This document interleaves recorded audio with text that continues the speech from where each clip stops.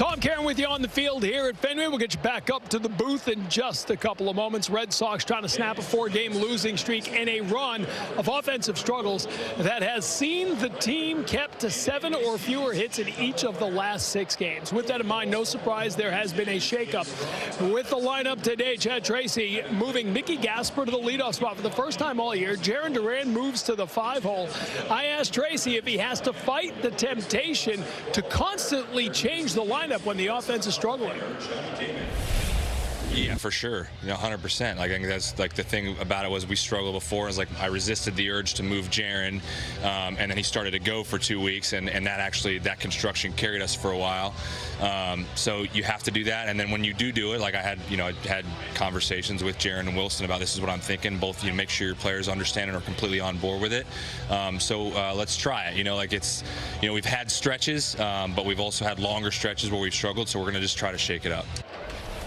We'll see if it works as the Sox open up their series with the Rangers tonight. It's the Sox in the box. Players only. Produced or retransmitted in any form. And the accounts and descriptions of this game may not be disseminated without the express written consent of the Red Sox.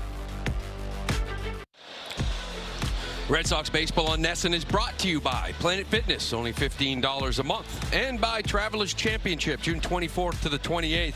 For tickets, you can visit TravelersChampionship.com. Well, before we get first pitch and lineups, let's throw it down to the field. TC's with Mickey Gasper. Yeah, thanks, Lou. Leading off tonight, does that change any kind of preparation for you as you get ready for this?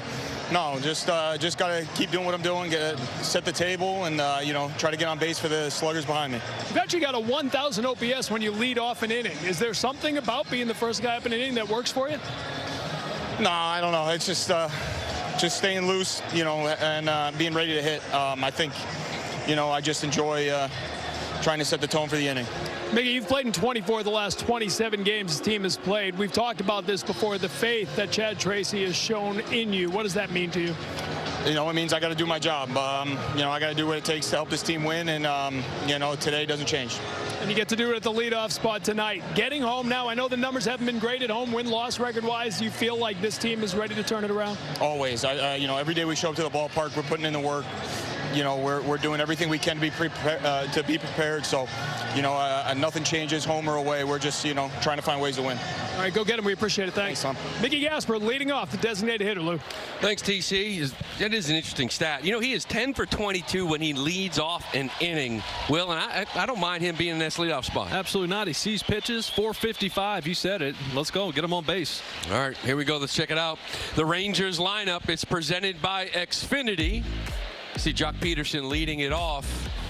Josh Young having a fantastic year in that 2-hole. Jake Berger's on fire. His last 4 games, he is 8 for 12. And Corey Seager not in there. A little day off, dealing with a little back injury. He's got the night off.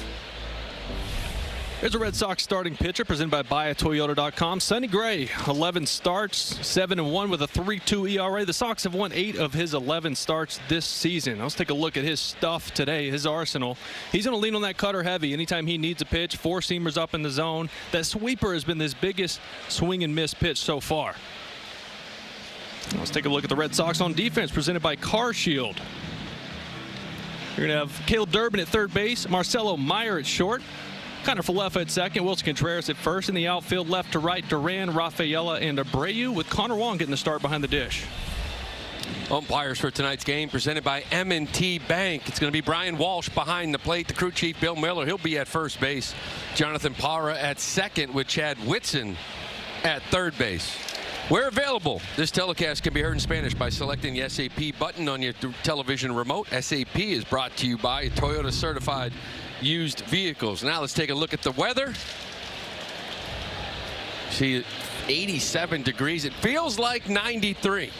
We were down there before the field, and I know Pat might not be Mississippi hot, but it was hot down there. Yeah, we got a little humidity tonight. You can cut it with a knife. I tell you what, it's going to the balls are going to fly tonight, and hopefully Sonny Gray can keep the ball down, because the way the ball's been flying lately from the Texas Rangers, they're a hot team coming in.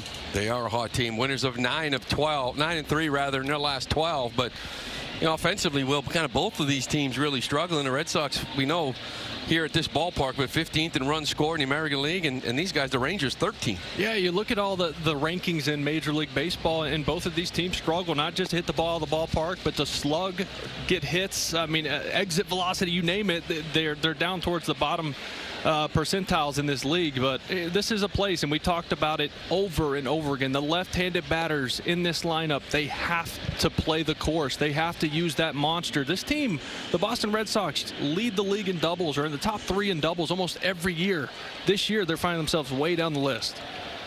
Oh, we know the struggles here. The Red Sox at Fenway, 10-21 here in this park. 1 game under 500 in a row, and usually that's kind of where you want to be, right around 500 in a row, but it's been so bad in this ballpark. That's why you're sitting there 27-39. As Sonny Gray gets ready to face this leadoff hitter, Jock Peterson, for the Rangers.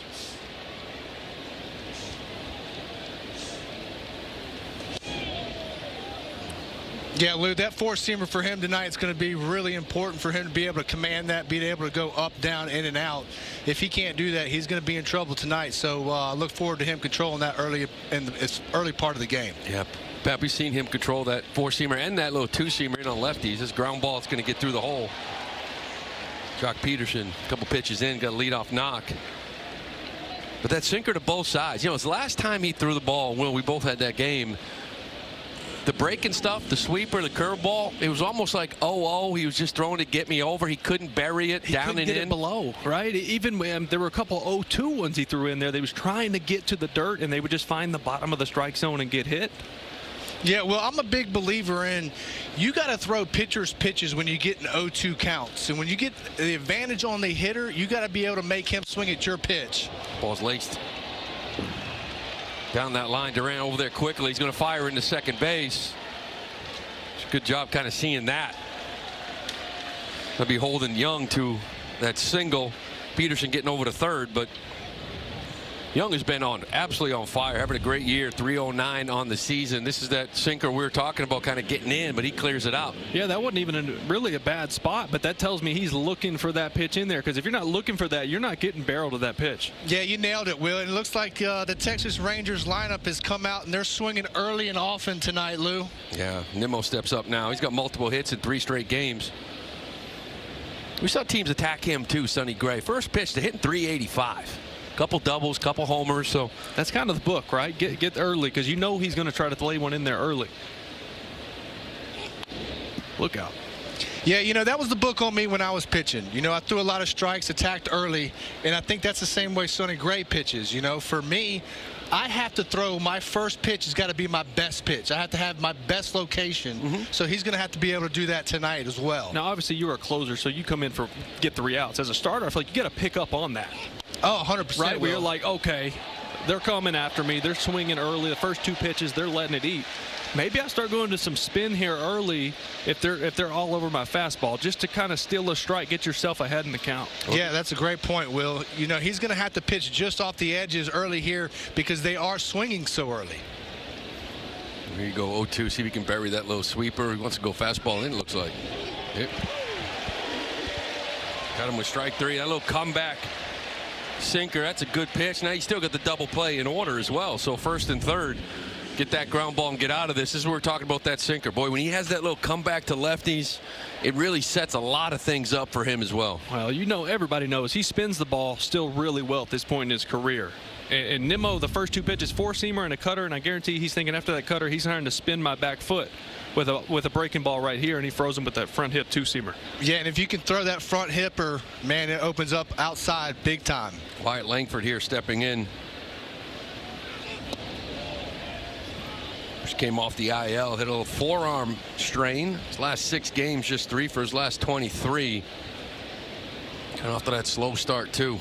Yeah, he missed over a month.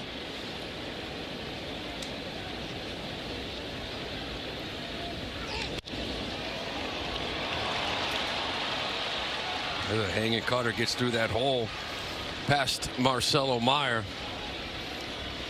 Sonny Gray looking for a ground ball double play. Instead, Langford gets an RBI knock as the Rangers go up 1-0. Yeah, this cutter's just left out over the middle of the plate, and any big league hitter who sees a pitch like that that's just spinning is going to do damage on it. It's crazy all across baseball. I know we have a lot of guys that love the cutter. But, Lou, we've talked about this before. Cutters get hit hard. There's no more slugging against any other pitch than the cutter. Interesting. The Red Sox are one of the worst hitting teams in the league against the cutter, but you're right. He's been leaning on it a lot as Ezekiel Duran steps up. Curveball to start that count, get ahead. But Duran, really nice year, kind of filling a lot of spots, playing shortstop today.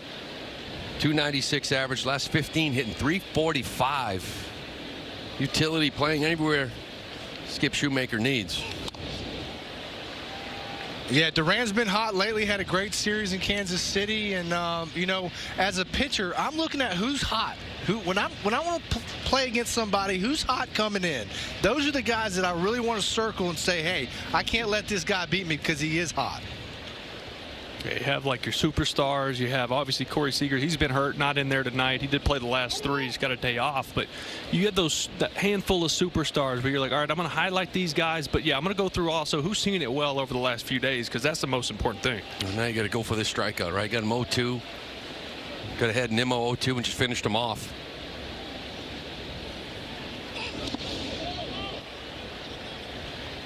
That's that sweeper. That's a big swing and miss pitch for him.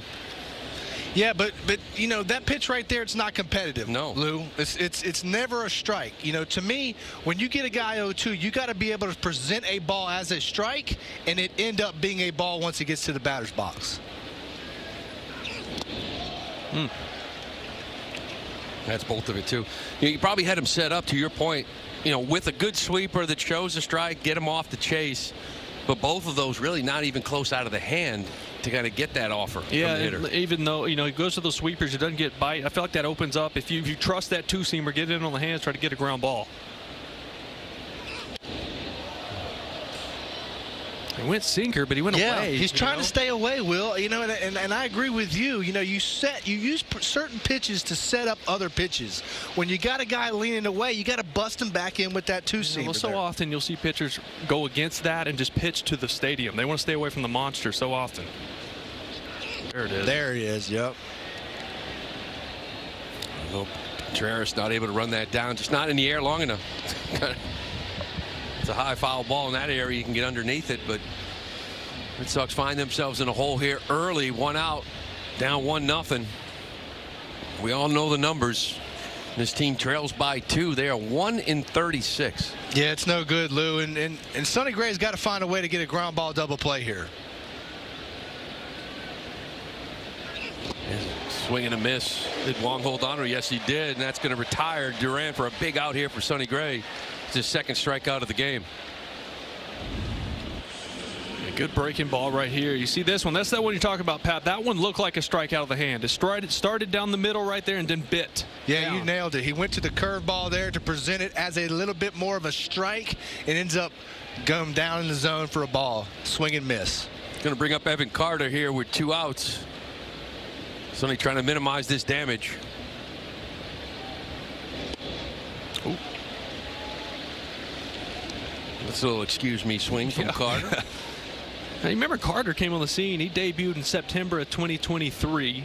They went on that run through the World Series, and we're looking at this guy like he's the next thing. This is a dude. And he really hadn't done a whole lot since then.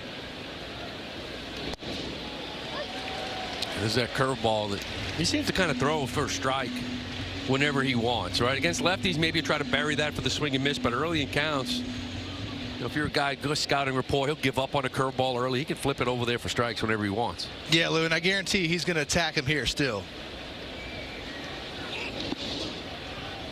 Good job by Connor right there.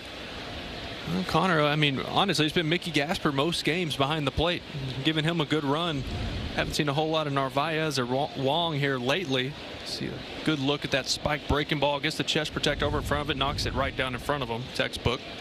Well, Connor's been getting Sonny Gray, and for good reason. These two have really kind of clicked here recently. Swing and a miss. He's going to get Carter. That's going to do it here for the Rangers, but they put one across. We head to the bottom of the first.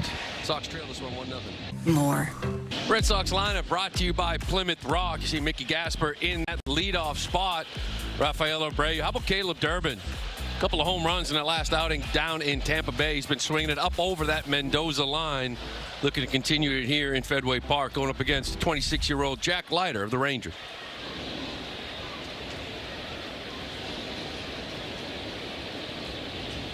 First pitch from Leiter in there for a ball.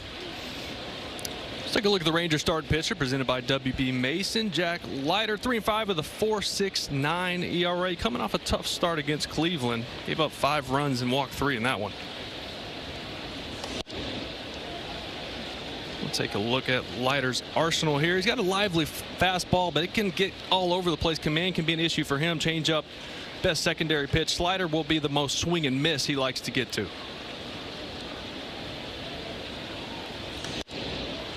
Yeah, Will, you nailed it. That four-seam fastball for him is going to be key, just as well it is for Sonny Gray. If he cannot command that four-seam tonight, the Red Sox hitters need to take advantage of that situation, make him throw pitches, try to get him out early in the game, get to that bullpen.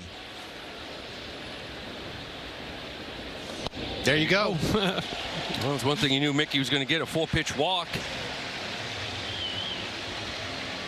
Take a look at the Rangers on defense today. Josh Young over at third base, Ezekiel Duran at short, Nicky Lopez at second, Jake Berger over at first. In the outfield, left to right, Linkford, Carter, and Nimmo, and Higashioka do the catching. Skip Shoemaker running the Rangers for all those years with Bruce Bochy. Cedar Rafaela jumps in. A little twist to it, right? Mickey Gasper in that leadoff spot. Jaron slides down Duran to that 5-hole, but Mickey, strangely enough, when he leads off an inning, he's 10 for 22. Like, he just gives you a quality at bat, gets on base here.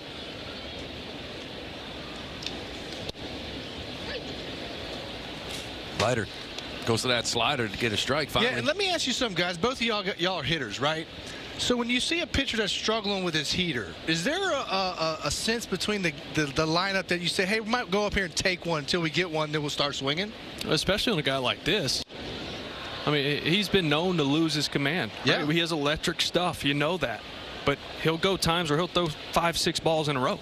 Yeah. And you got to let him find it. And a lot of times it comes in a secondary pitch, and then it kind of helps him get back on the tracks. I think it's tough with like the leadoff hitter. You know, it's like, okay, he doesn't have his fastball. Now you got to figure that's like the 3rd inning. Yeah. Yeah. You're like, he can't locate it. It's a little early. Yeah, like 4 pitches in, you're like, he's pretty much going to throw a strike at some point with it.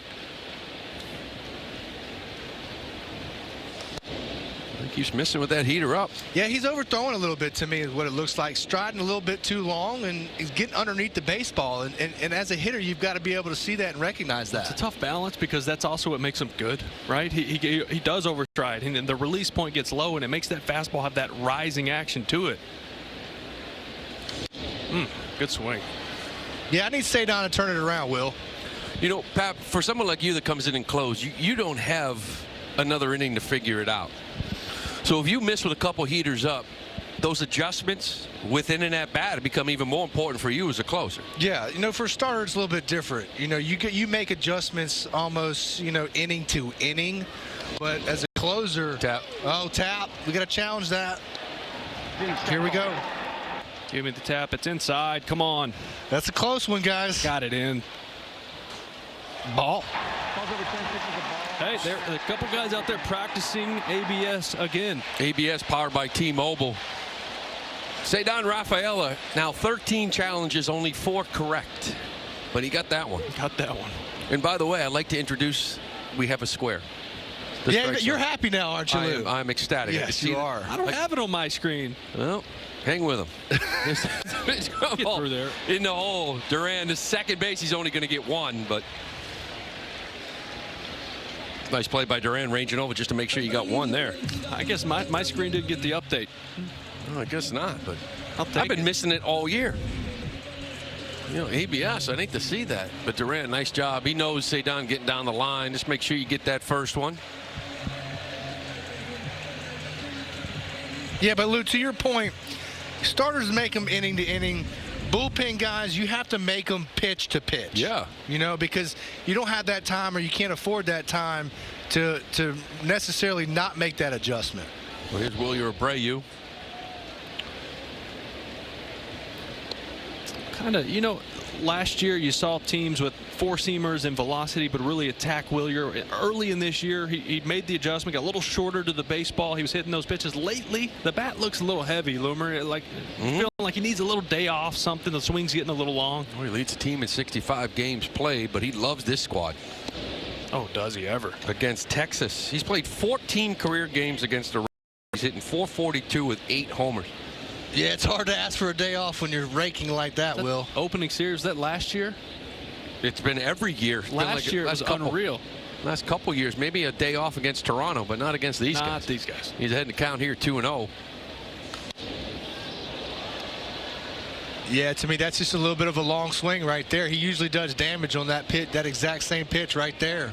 Some of it, too, is, look, it's him and Contreras. Like, these are the dudes in the middle of your lineup, and you can feel a little of the heat, the pressure of the offense not doing much. You get in big spots, and you're trying to hit the ball at the ballpark instead of just smoke a ball to left center. We've always said it with him. Less is more. Yes. He just has to touch it. He's a strong kid. Cedon takes off on the pitch. There's a swing and miss. The throw down way offline into center field.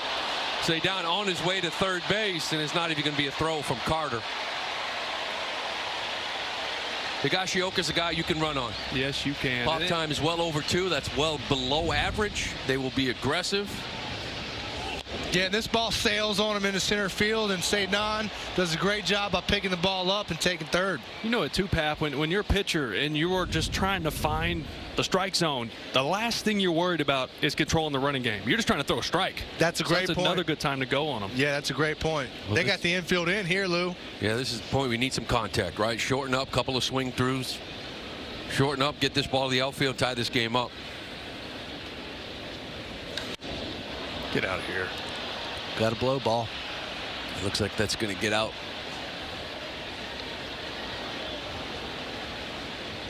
Yeah, Will, to your point about, Abreu and Contreras being the dudes, like when you're that dude, you always want to try to go up there and beat him and come through for your team. Sure. And it's like when David Ortiz, when we were playing with David Ortiz, he was always that dude, but when those big situations came up, it was just like another at-bat. He didn't press. And I feel like these guys are pressing just a little bit.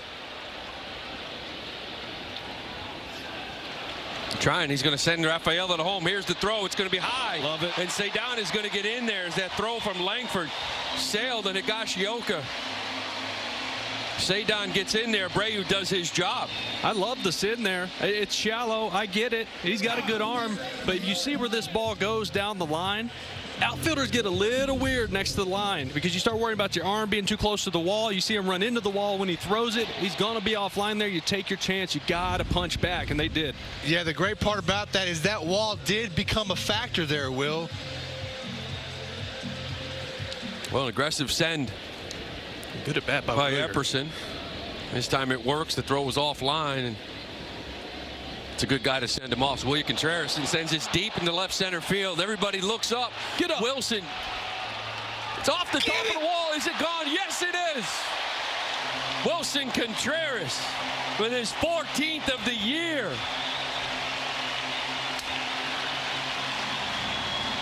Puts the Red Sox up 2-1 here in the first. Yes, sir. Think we're on to something up here in the Sox in the box. Sox in the box, baby. I tell you what, y'all, I don't know how many stitches are on a baseball, but he got every last one of them. He covered it. That home run presented by New England area Audi dealers. That's one thing I would say. You're going to be up there in that booth. What are you going to do when a guy hits a homer? I ain't worried about it. You knew the home run was coming, Lou. We'll figure it out. Of course it happens in the first inning. Get it out of the way. Here comes Jared Duran. Little four-seam fastball here, ambush piece. Oh, middle out. Wilson crowds the plate. He can pull just about anything. Barrels this thing. The only thing you're thinking, is it too high? Yeah. What do you mean too high? It was perfect. Just enough to get over the wall there, Will. Contreras continues to just do damage. 324 in the first inning. Just got to get him up there. 1.171 OPS coming into that at bat. Now Durant trying to find a tough road trip for him. It's a line drive to the, oh, beautiful catch. No, it's not in the glove. And nobody's covering. Nobody was covering. Leiter got caught watching. Lou, that home run was still in Leiter's head there. He was still thinking about the home run and forgot to cover first base there. I think he thought Mr. Berger just caught it for him and got him out of this inning. Ball's got in on the hands a little bit, still hit hard. Berger just snow cones it as he comes down with the glove. It just pops right out. You'll take it if you're Duran, absolutely. I don't think Leiter's too happy with himself. No. You're ready, Pat. You're right, Pat. You know, you gave up. You get a one-run cushion. The Boston Red Sox have scored 19 runs in the first inning. You've given up 2 now, and you're a little bit rattled. You don't cover and the ball hit over the net side. Yeah, and sometimes that can happen, Lou, and a lot of times it can happen with backing up bases. You know, you give up that base hit and you forget to go back up your bases, or you're still thinking about that last pitch. Man, I should have made a better pitch. Well, this happens to be him covering first base. Forgot to cover first base. It's going to bring up Caleb Durbin. He's gone 4 for 7 his last couple of games, including his last game when he went 3 for 4 with 2 solo home runs. Duran on first. He's got 11 stolen bases on the year, has yet to be caught. They weren't cheapies either. That one he pulled down the line there at the Trop was over everything. He covered it. He's been a different hitter. The ball's not hit on the ground anymore. He's getting the ball in the air, driving the baseball. I think too, it's, you know, now that he's starting to show other teams when they watch video, okay, you pitch him away, he'll actually shoot that ball to right now. He's using the whole field. He's buying himself better pitches to hit closer to him that he can pull for power. Too else, you probably think Durant's going to be aggressive here at some point. Yeah, I agree with you, Lou. At some point, Duran's probably going to try and take this bag here. But talking about Durbin, you know, I think he became a whole lot better hitter once he started realizing, man, I can hit the ball around the ballpark. Yeah, there's hits over there, too. There are hits over there, Will.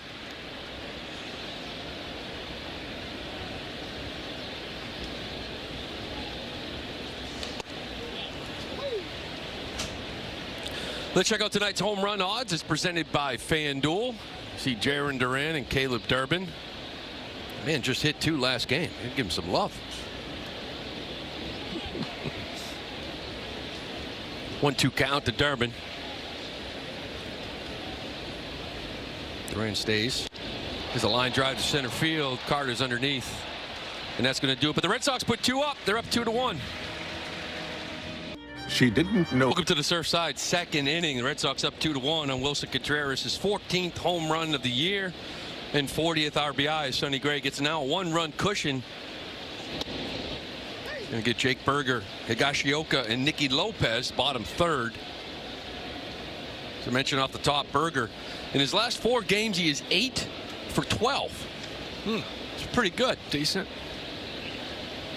Yeah, over his last week he's been swinging it. A homer, driven in a few, walked more than he struck out.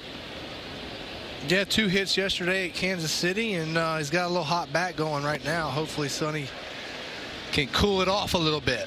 Oh, it's going to feel good for Sonny, right? Almost to hit a little mulligan, right? Like, gave up a run in the first, but your boys came out, they gave you 2, and you're like, all right. Yeah, we got you. Settled down a little bit.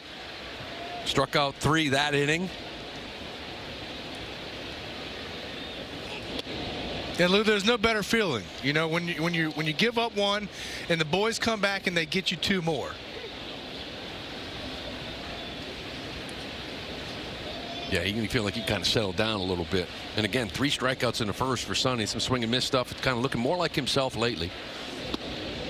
So, Pap, when you did that, you come in and give up a run, the boys would then have to score. So that means you get a win. Yeah. Not a save. But Will, I didn't want the W's. No, I wanted the S's. You wanted the S. Yeah. But, Will, you know, for Sonny Gray to have an effective start, when you get a lead like this, you got to go out there and get the first guy of the next inning. There you go. Okay, Durbin over to Contreras. I guess that first out Pap's looking for. Let's take a look at a high-performance player presented by GMC. Check out Sonny Gray in his last 6 starts. He is 5-0, 2.43 ERA. And the numbers I like, 33 innings, 31 strikeouts. That swing and miss. This is a guy that struck out 200 last year, the last 2 years. And earlier in the year, it was 1, 2, 3 strikeouts per appearance, and it just didn't look like himself. I don't think he liked pitching in the cold, right? Because he's such a relies on spin so often, and he just couldn't get a good grip on the baseball early in the year. As soon as he started warming up, the spin started jumping off the page again, getting swing and miss. The first pitch, little cutter in there. Just Kyle Higashioka. Last 14, he's kind of hot, 293. In this bottom third of the order, they have been producing for the Rangers lately. As we mentioned, they've won 9 of the last 12 and got back into this playoff race. Come get it. A weak little pop fly to center field. Looks like IKF has it. He is underneath it. You know, I mentioned earlier about Sonny Gray pitching to Connor Wong. It was Narvaez early. Sonny's just one of these guys that really depends on a catcher and how they set up and how they catch the breaking ball. Well, Connor Wong is now caught, and this is his 5th start, and most of this has been since he's come off the IL.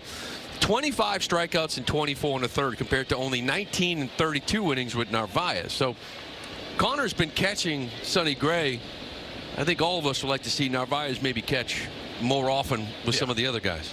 That's a feel thing too, right? It's not just you can look at it and be like, oh, that's just luck, he had good outings. No, I mean, there's a trust factor there where maybe the catcher pushes a button and calls a pitch that he doesn't like, but instead of shaking, he goes, you know what, I'm going to stick with that. I trust his instinct back there. Yeah, well, there's a reason why when you have a pitcher throwing to certain catchers. Fly ball here to Rafaela. He should do it here in the second. He's underneath it. He makes the catch. Sox head to the bottom of the second. Where am I? Contact. All right, welcome back. We're now here with the founder and executive director of the Pan Mass Challenge, Billy Starr. Billy, tonight's PMC night at Fenway Park. For the fans, I don't know, is there anybody that doesn't know what the PMC is here? But if a few people don't know, explain what we're doing. All right. Thank you very much. We're glad to be here. PMC's been with the Red Sox since 2003. This is the largest fundraising event in the world that benefits Dana-Farber Cancer Institute. And 2 years ago, we topped the $1 billion mark, $1.1 billion. With a B. With a B. Wow. And we're talking real money now. Yeah. And last year's gift was a record $78 million. This year, our goal is $79 million. And we hope to make that goal a record yet again. So PMC returns August 1st and 2nd. So what's new for 2026? What can riders, supporters expect from this year's event? What's new this year is that after 45 of our 46 years, we have moved our starting line from Sturbridge to Worcester in the College of Holy Cross. That's a big deal in our world. Yeah. And about 60% of the riders will start there. The other 40% will be out of Babson at Wellesley. And the routes merge. But this has created a new route, a new hub, a lot of new excitement, and as the folks in Worcester said, we want Worcester to be, for the PMC, what Hopkinton has become for the Boston Marathon, and they have embraced it, and it's going to be a good new day. Well, Billy, Red Sox Foundation has been a long-time partner with PMC. What's that relationship meant? Well, it doesn't miss a beat. It really starts in 1997 when Larry Lucchino comes as a keynote speaker to the Pan Mass Challenge. Obviously, Larry was a cancer survivor at Dana-Farber. He got me. He got the culture. He got what this event could be. And pretty much my line to John, Tom, and Larry when we met was, look, I'm doing $15 million without you. Look what I could do with you.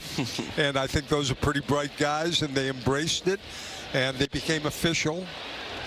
IKF loops one into shallow right field for a knock. Looks like he's going to hold up. The leadoff single just sort of fights that one off. Well, Billy, I know you've said it before that PMC is really more than just cycling. So what is it really about to you?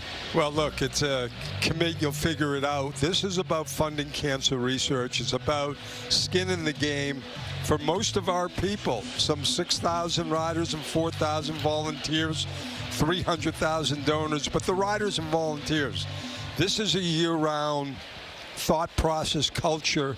We're in a big ecosystem. I mean, it's 15 routes, 360 miles of infrastructure, 46 towns. So, Billy, say like a guy like myself, say Pat wants to go and ride in this thing, right? Okay?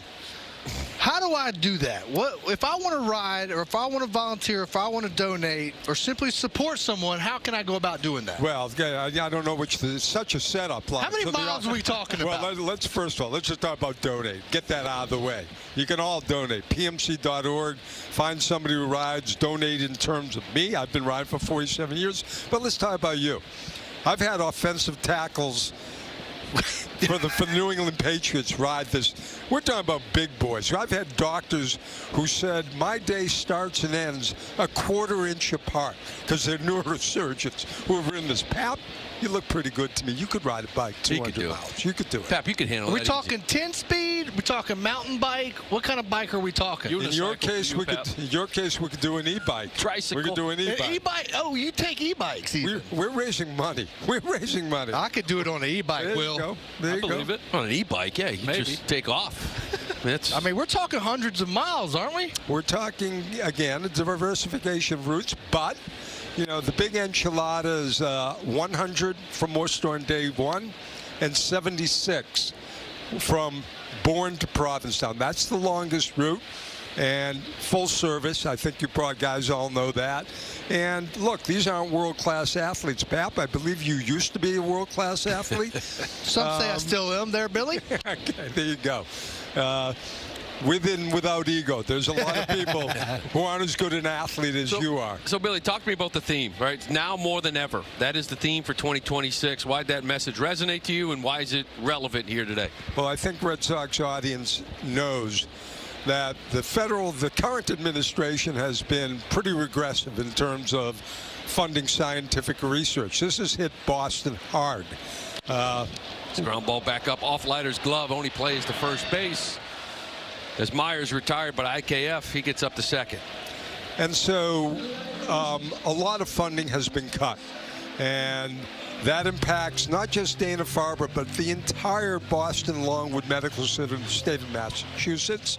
And you're talking about world-class institutes whose work not only benefits all of our families and ourselves, but impacts the world. We don't want to stop this, so obviously in this current trend, we got to make up that gap. PMC, Dana-Farber, we're not stepping back, so we got to fund that gap. So now more than ever, you guys and Red Sox world, we need your support.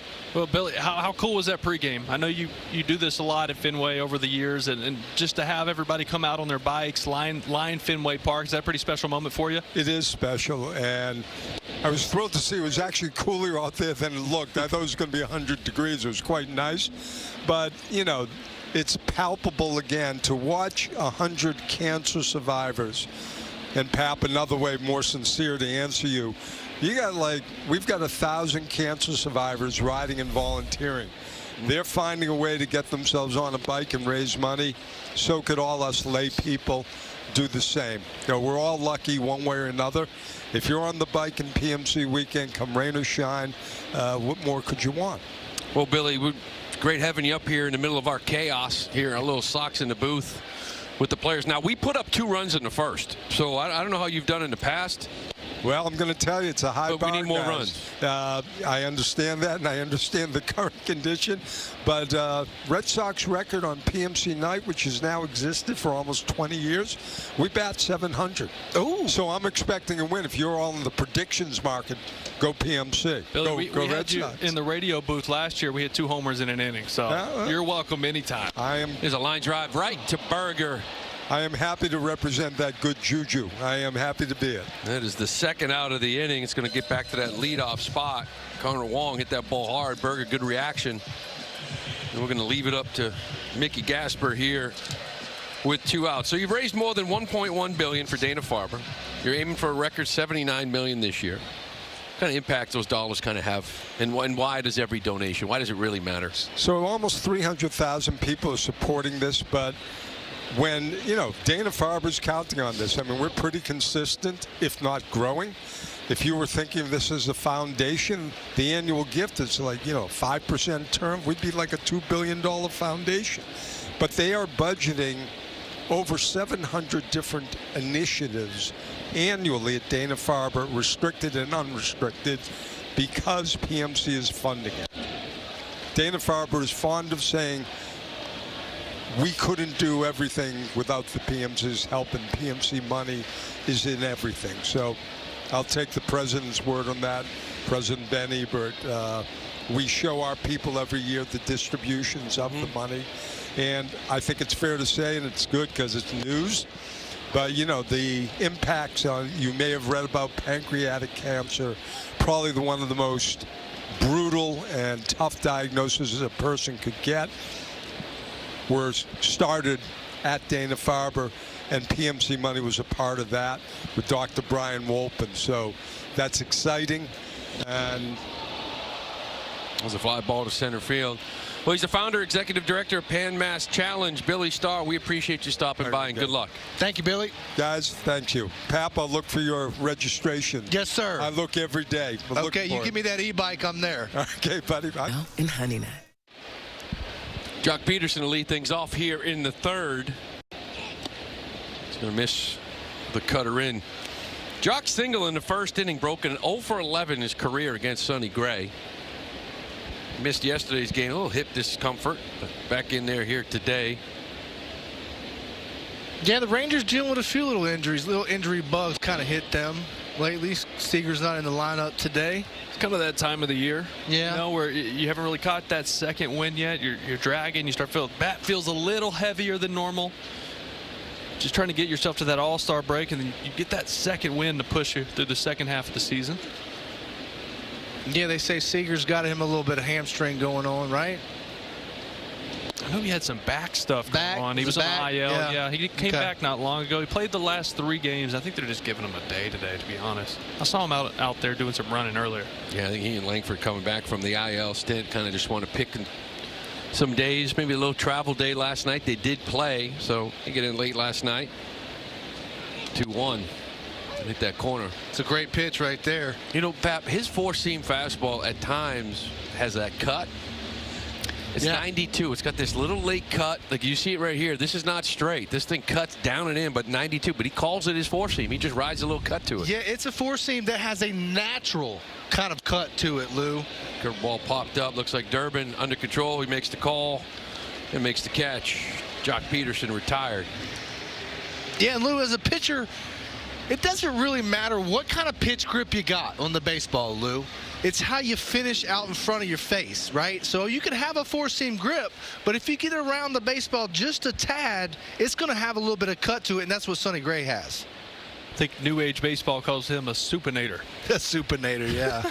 Do you a supinator or a pronator, Pap? I was a pronator. Here's Josh Young. He singled back in that first inning. Batting stats presented by your local Honda dealers. Having a great year.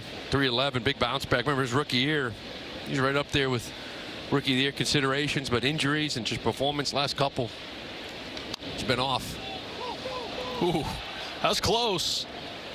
Connor Wong is so athletic back there. You see him hop up and grab this thing, trying to get it before it goes foul, put the tag on him, still an easy out, but it was just foul.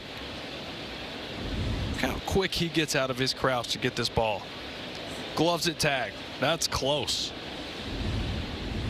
Yeah, all that matters is where the ball is. If you can get him and he's on top of the plate and you tag him, he's out.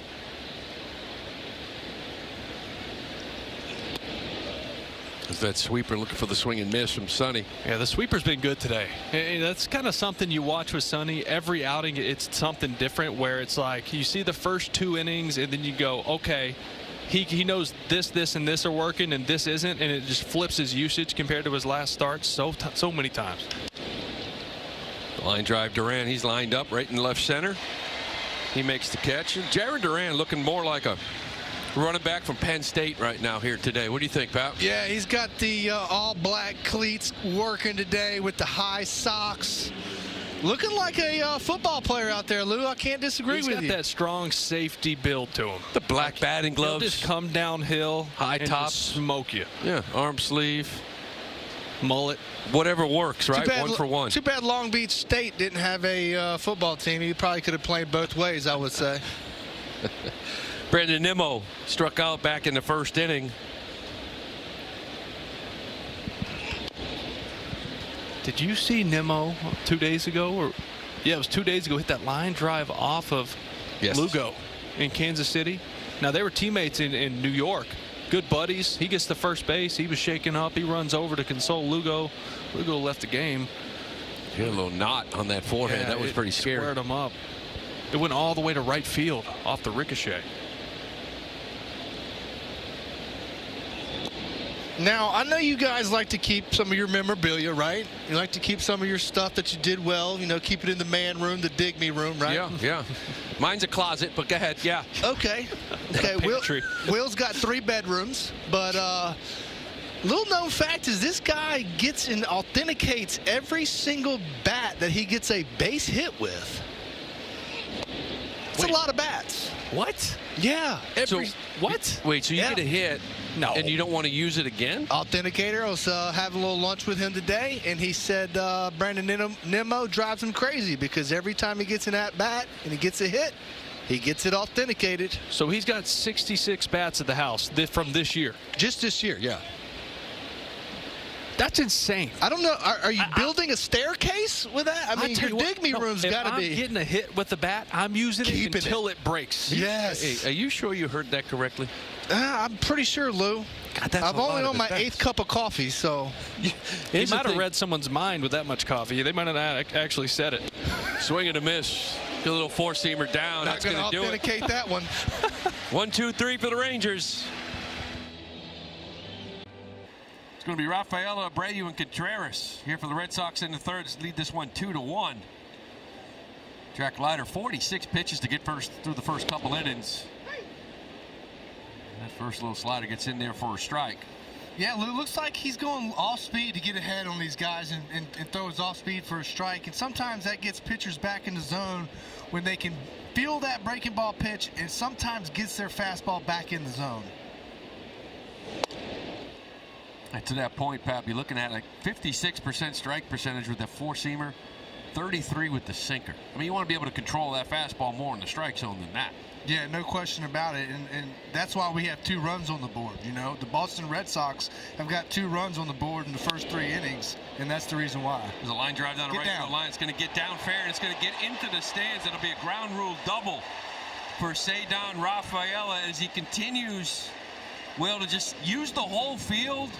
2 strikes, take what pitchers give him, and he ends up getting a double out of it. I feel like you see this all the time from Cedar, right? He goes down, he gets 0-2, and he just covers chalk to chalk. That's 98 off the plate away. He's just trying to foul that off. Yeah. He's not trying to get a hit, but he happened to get enough of it to dunk it in. It jumps in the stands for a double. This is a great point, Will. He's up there battling with 0-2 and just fights off a pitch where enough he can keep it in play.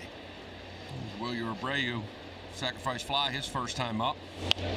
Coming right back here over our head. I tell you, if something comes in this booth, one of the 3 of us better get it. Well, I'll say this. Pitcher, we saw it with Tolley the other day. Get out of the way, Pat. Now, pitchers are athletes, my friend. Get out of the way. We'll handle it. Yep. We'll handle it. I'm 1 for 2. I dropped one earlier.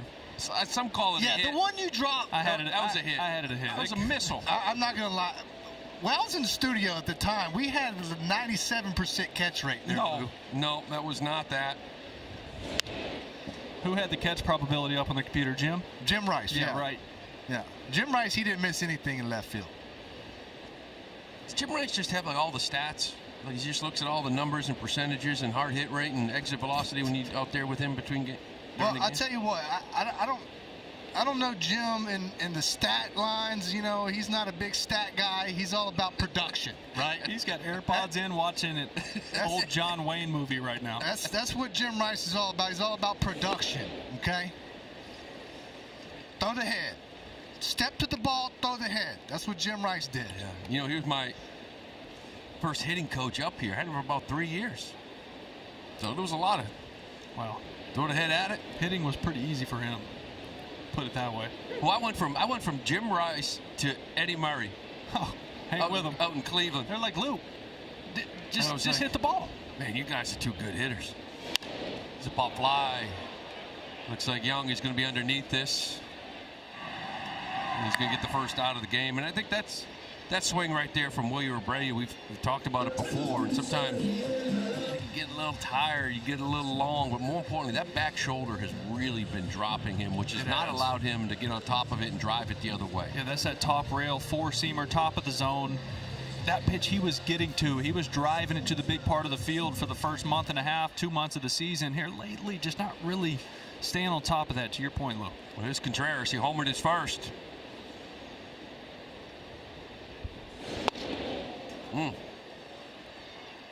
That ball's going to get by. Do they call a foul ball? I didn't see a foul ball. Maybe they did. Yeah, foul ball. They're calling it a foul ball as it got past Higashioka. I need to see this one. A little breaking ball. Did you get a piece of it? I didn't see much movement in that ball. Right there. On the back. On the backside. Yeah. Cost them a strike there.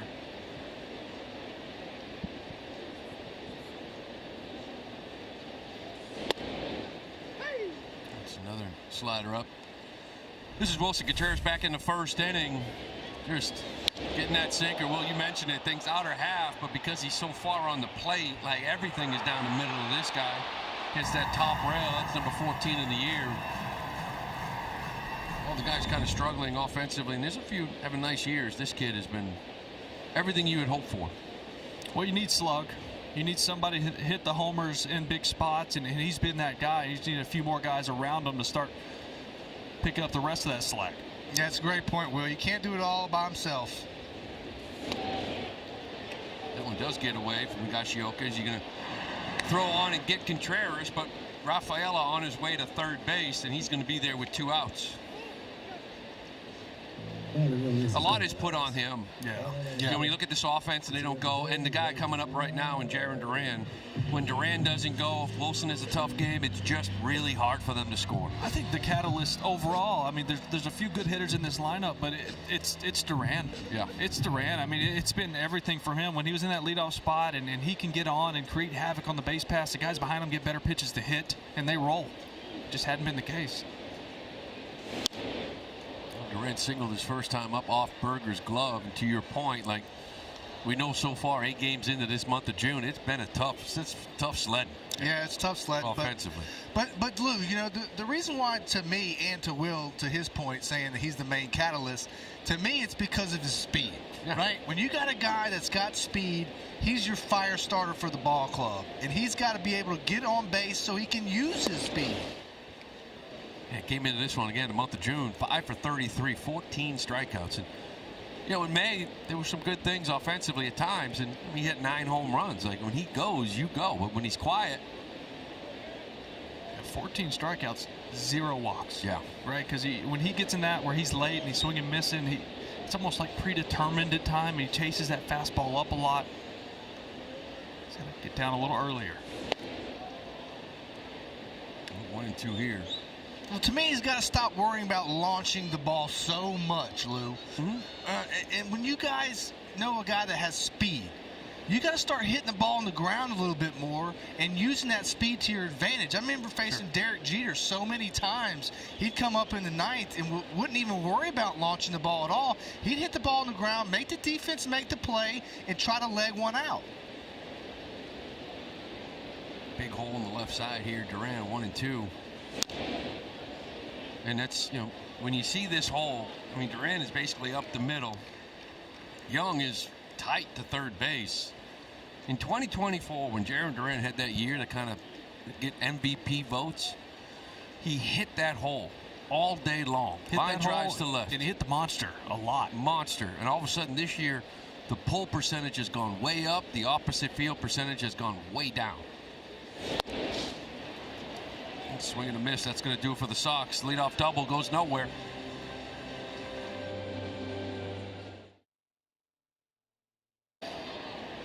Top of the 4th here at Fenway Park. Tom Kerr with you down here, field level. Lots of talk down in Tampa Bay over that last series when Garrett Crochet said things were taking longer than anyone expected coming back from the lat strain that had surfaced in May, and everyone thought that was a disagreement with what the team was saying. But today he spoke with us and cleared up that he meant the entire process of the rehab is taking longer than expected, going back to the original shoulder fatigue on April 25th when he was placed on the IL. He said today the lat is good, and now he's just getting ready to hit various checkpoints on strength and such before he can begin. Now, when he starts, guys, he'll be picking up a ball for the first time, and basically it'll be day one of spring training. So we're talking more than a month. He said flat out, no chance he'll be back before the All-Star break. So it'll be a while. But, Pap, I know you've been through this with the lat. Like, you've got to wait for that to completely calm down before you can start doing anything. Yeah, TC, it's a tough injury because it's the main muscle that stops your motion whenever you deliver that ball and that ball comes out of your hand.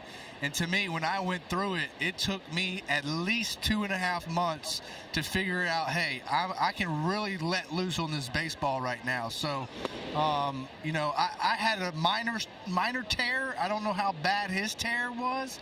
But, man, those big muscles and those muscles that stop you from throwing are very, very tough to recover from. You don't want to get into tear and sprains. Nope. Stay away from that one. Because we don't know the degree. I think overall in general, this is Wyatt Langford here leading off this fourth inning. Like, I heard Garrett the other day say it's taking longer than expected. I remember when he stopped throwing with that lat, it was sort of like, all right, yeah, it just hurt me a little bit. In a couple days, I'm going to start my throwing again. Yeah, it's like a little sore. And it hasn't been a couple of days. It's been more like a week to 10. So that is, it's worse than we thought type of thing. I think a lot of things get lost in translation when players talk about their injuries. I plan on being back in 2 or 3 days, but apparently not. It's worse than I thought. Here's a fly ball to Wilyer Abreu. Tough time of night, but he gathers it, he sees it, and makes the catch. Yeah, and Lou, sometimes when you have an injury or you're not as strong on your front side, the back side overcompensates for that, and that sounds like what has happened. You know, you have an injury on the front side, well, the back side has to overtake more, and it sounds like that's what happened to him in getting that lat injury. I think the biggest issue is, I remember when this happened, because you remember he was ready to throw couple live innings and then probably go on a rehab start. This thing creeps up, and it's okay. On the other side of this, are we back to ground zero here? Ground ball to Meyer. He comes up, charges across the diamond. So is he? DC's talking about spring training, or is he back to flat ground, getting that bullpen quick enough? It's just timeline is the one thing you're looking at. Yeah, timeline's everything. I mean, the longer you sit down, the longer you have to build yourself back up, get the pitch count up. Even as far as extending yourself in the outfield playing catch, putting stress on that, right? You talk about it's your decel. Once you release the baseball, it's what slows your arm down. It's a big man, throws hard. It's a lot of force. Evan Carter coming up here with 2 outs, struck out his first time up, ended the first. Hey, guys, just to be clear, I did ask Chad Tracy that on Friday Night Fenway, and he said, yeah, when he gets going again, it's starting from square one. You're starting all over again. Oh, that's going to be a while, then. Yeah, so TC, that's 3 weeks of just building up pitch count. Yeah, and before you can even get anywhere near rehab, right? Which is why just over 4 weeks from the All-Star break, and both Tracy and Crochet today saying there's no chance he'll be back by then. So you're talking probably 5 weeks as a best-case scenario. I think the crazy thing, too, about it, you think about having a Garrett for a month, and rotation hasn't been the problem. I mean, we're dealing with what we dealt with Bayo, right? But for the most part, he still felt pretty good on a nightly basis because of the depth. Ground ball is going to go foul. You feel like most nights you go out there, whoever's on the bump is going to give you a chance to win. It's just been, are you going to score 2 runs, right? And that's a lot for a pitcher to go out and go, all right, I got to go 7, shutty. You know, only give up 1. That's a lot. And a lot of times these guys have gone out there and given up 0 to 2 runs and really put the team in a good position, but the offense hadn't come through. You nailed it, Will. When a pitcher has to go out there and he feels like he has to do all of it himself, it makes his job that much harder. I remember Josh Beckett, you know, going out there when guys wouldn't score runs, he'd get on everybody in that dugout and say, hey, I'm pitching my you-know-what off. I need to get some runs, boys. And sure enough, those boys would get him some runs.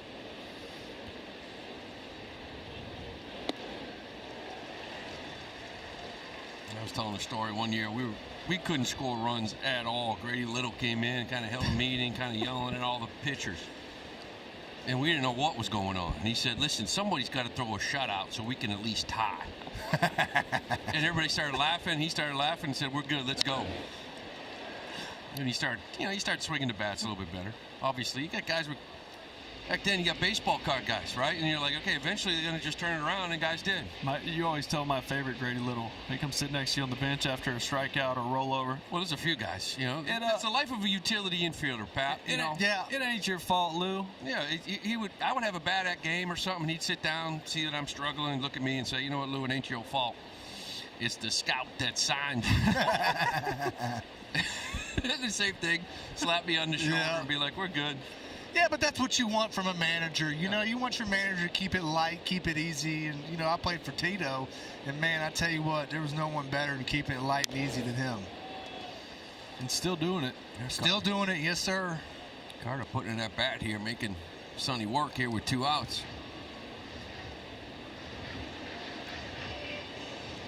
Maybe his 8th pitch. But it is a lot easier to go through some offensive struggles knowing that, you know, Manny's kind of hit a little bit of a slump, and Nomar, and they're going to eventually turn this thing around. Swing and a miss. Yep. That's going to do it. Another 1-2-3 inning for Sonny Gray. Back here in the bottom of the 4th. Red Sox lead this one 2-1. It's going to be Durbin, IKF, and Meyer. Caleb lined out. Fly ball to center field, his first at bat. You know, he's been swinging it a lot better lately, but I got to admit, down in Tampa Bay, that first ball he hit, it was like 414. It was sort of like, whoa, yeah, where'd that come from? Okay. Sounded different. You've seen it in BP, though. He's been driving the baseball. That's going to be a shallow little fly ball right to Lopez. He makes the catch. Yeah, but you know how it is, Lou. You know, you get the feeling of, man, I can go deep anytime I want. You start feeling froggy. Then the swing gets big. Yeah, look at this one. Watch where this lands. This is like someone in the walkway, like, oh my God. Like, wasn't expecting a baseball. No. They got one. Then he came back and got underneath a slider from Clevenger and did a similar thing. Homered back-to-back at-bats. Kind of unlocked a few things here in the last 3 or 4 weeks. Here's IKF, who singled back in that 2nd inning, lead it off.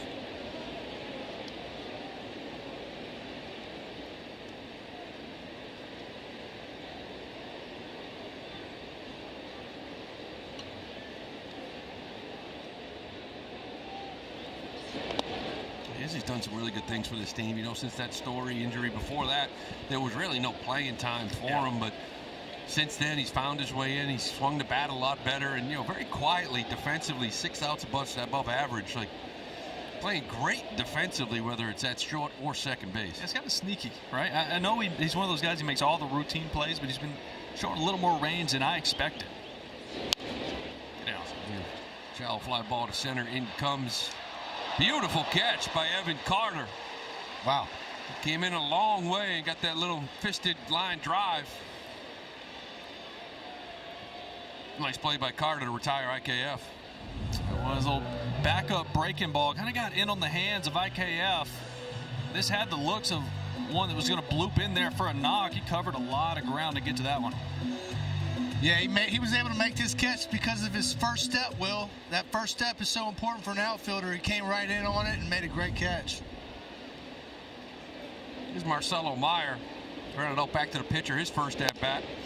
Marcelo homered out in Tampa Bay in Game 1, hit a big double, drove in a couple runs in Game 2, but the day game in Game 3, woke up, stiff back, wasn't in that lineup. Able to get a day off and back in here tonight. Yeah, Lou, for me, it's just the consistency, right? It's the consistency with Meyer. It just seems it's not all there yet. You know, he's got good days, he's got bad days. There's days where he stiffens up, and he needs a day off. And to me, he's got to get to that point where he can play 150, 160-something games a year and be able to have that consistency, and he just doesn't have it yet. Really tied up there with that one. Yeah, well, it's this also. Obviously, you know how advanced he is defensively. He can help you there, whether it's at short or second. We've seen him at third last year. he's still developing as a hitter. He didn't get that. He was hurt a lot in the minor leagues too. Not a ton of at-bats that he stacked even in the minor leagues. So this is still a process for him of facing high-level pitching and getting in these games and these situations, and the heart rate's up, and being a big leaguer. He's lost probably about 600-700 at-bats in the minor leagues to kind of work on a lot of things. Right now he can handle the fastball. The changeup, breaking ball down, he struggles with. Yeah, and usually that's the last thing. I know I'm not a hitter, but that's the last thing that comes is hitting the breaking pitches, right? The big league level. Yeah, I mean, first and foremost, if you can't hit a fastball in this league, you're not here. You're not in this league. Right. So, okay, we need that first. He can do that. There's no question about it. Now it's recognizing pitches, change-ups down, laying off breaking balls down. But I like to see him use more of the big feel. You hit the fastball to left, you'll stay on some breaking balls, pull side. Throws a walk here. Little 2-0 walk for Meyer. There we go. And it's also knowing the pitcher and what he's trying to do to you, right, Lou? So it's like when you go through those scouting reports and you go through those scout meetings, it's like, what is this pitcher going to try to do to me? You got to know that going up when you go to hit, right, Will? Well, this is something I learned early in the league. You come up, you do well, and then there's eventually a book on you, and here's your deficiencies. And this is a league that will just pound deficiencies until you make an adjustment, and that's spin. That's off speed for him. Oh, that's you, Will. Oh, a little bit high. Close. You guys are right, though. I mean, so much. They show these young hitters so much information and data, and it turns into this is where you do your damage. This is where you should look at it. Here's the thing: you, the pitcher, you're looking at the same data. So guess what you're going to do? I'm not going to pitch you in that area. Correct. I'm going to try a different area. Correct. One that's got a lot of red, and that red's not good. And that's a big difference. Up here, you can attack deficiencies at will, and they'll come after you. We saw that with Campbell last year, right? Sinkers in, fastballs in. Yeah.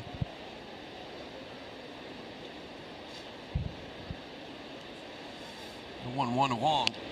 Fouled back. So Leiter's going to the off speed a lot more. Yes. Especially early in counts. Yeah, it's like I said earlier, Will. Sometimes pitchers will use their off speed to get their heater, get their four-seamer or two-seamer back in the zone, and that's definitely what he's doing tonight.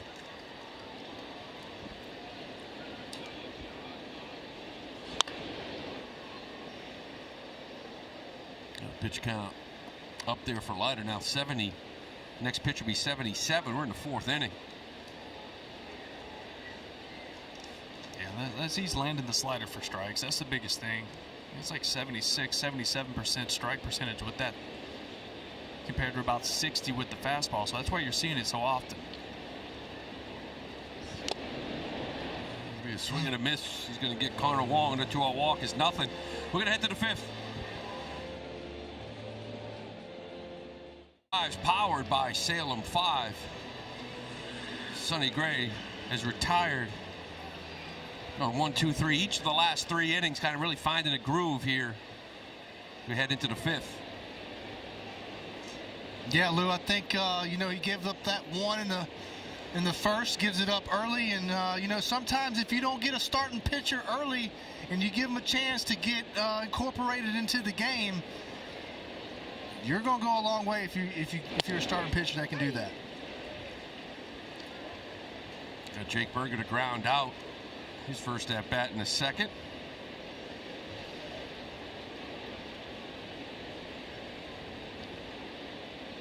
So with that pitch com on his glove. He pretty much goes on the catcher, but I think he just has that glove pap, and I don't know, you tell me, because sometimes you there's a pitch you want, and you don't want to waste any time, right? You didn't have, obviously, pitch com, but he's up there just in case. He knows exactly what he wants next. Well, I'll tell you what, we didn't have the pitch com, but when there was a pitch, especially if it was a split, and I wanted to go to it, and Veritek threw the ball back to me, I would catch the ball down. So there was a way I would catch the ball, and Veritek knew, okay, I can go right to that pitch. He knew what I wanted to throw. So that was your way of calling your own pitches, basically saying, hey, go to this next. Correct. And it's also with Tech back there, the trust you had in him is like you're rarely going to shake him, but you might do what you just said, like, hey, next time let's think about this. Maddox was very similar too. Yeah, he kind of didn't really find out until his career was over, and he talked about it. Yeah, he would call his own game by how. Well, that's who I learned that from. Yeah, I took that from him, so to speak. But yeah, you're right, Will. You did not shake Jason Varitek very often, and when you did, he let you know about it. That's for sure. In fact, we were in Oakland one time. Kurt Schilling was going for us. Yeah. 8 2/3 of no-hit baseball. Didn't shake Jason Varitek at all. He shook him the last hitter of the game, and you know what happens after that base hit? Blew the no-hitter. One time he shook him for a base hit. You ever miss starting? That's a great question, Lou. Not really. You know, I couldn't sit still. Shocker. Yeah, I could. Those 4 days in between your start drove me nuts. Okay. Sure drove everybody else nuts. Yeah, and I believe I'll be a detriment to the team if I have to sit there for 4 games straight in that dugout. They'd probably get pretty tired of me. So they said, let's put him out in the bullpen. Let's ship him out there. Yeah. But judging by the 6 cups of coffee that we got here right now, I can see how that might be a problem for you. I got you going to bed around 3:30. Yeah, something like that. 3-2. Swing and miss. Good pitch. Great pitch. Comforts of Home, presented by Bernie's at Bernie and Phil's. You can save up to $2,500 plus 0% financing for 1 year now at Bernie and Phil's. So this is what we got here tonight in the booth. Just the 3 of us. Obie's enjoying a couple days off. That buzz cut, somebody should have told me, quit cutting your own hair in the bathroom. Talk about pronating and supernating. There's a pronation for you there, Will. Pat, that's a lot of saves and a lot of strikeouts. 219, 506 Ks, is that right? Yeah. What was the number you ended up on? 396. Couldn't get 4 more? Couldn't get 4 more, no. I know you tried. That old lat got to me. Just same thing that Garrett Crochet's dealing with right now, Will. It's a ground ball. Durbin cuts it off. Nice play across from Contreras. It's 2 outs here. Sonny Gray, as I mentioned, 1, 2, 3 the last 3 innings. Yeah, he settled in nicely, Lou. Like I was saying, you know, Texas had their chance to get him early and they didn't. And Sonny Gray's making them pay for it. It's been a lot of sinker, cutter, sweeper. You know, he's kind of put the 4-seamer away the last couple innings, and it just kind of moving the ball around on the edges. It's uncomfortable for hitters. It's not always about velocity, but just that deception of not knowing which way that pitch is going to go. And 6 strikeouts here in the 5th. To me, he's really repeating his delivery well. He's, you know, if you look at him right now, he's drawn lines on the mound. I don't know if you guys see that. Every start. Every start, he draws lines on and those are his lanes that he pitches through. And when you repeat your delivery and you stay in your lane, you're usually going to have a great start. You can see it right there. He's a veteran. He's been around for a while, 14 seasons, and it's always interesting to watch him. We talked about his pitch usage and how he figures out the first couple innings which pitches he has, what's working, what are they looking for and not. And then as he starts to get to that 3rd time through the lineup, which is coming up soon, everything kind of flips. It's like, I know this is going well, but I got to show him something different this 3rd time through. Yeah, and those are the in-game adjustments that you're talking about, Will. Nobody does them better than Sonny Gray. He's able to make in-game adjustments at ease and know what that hitter's trying to do to him so that he can combat what the hitter's trying to do.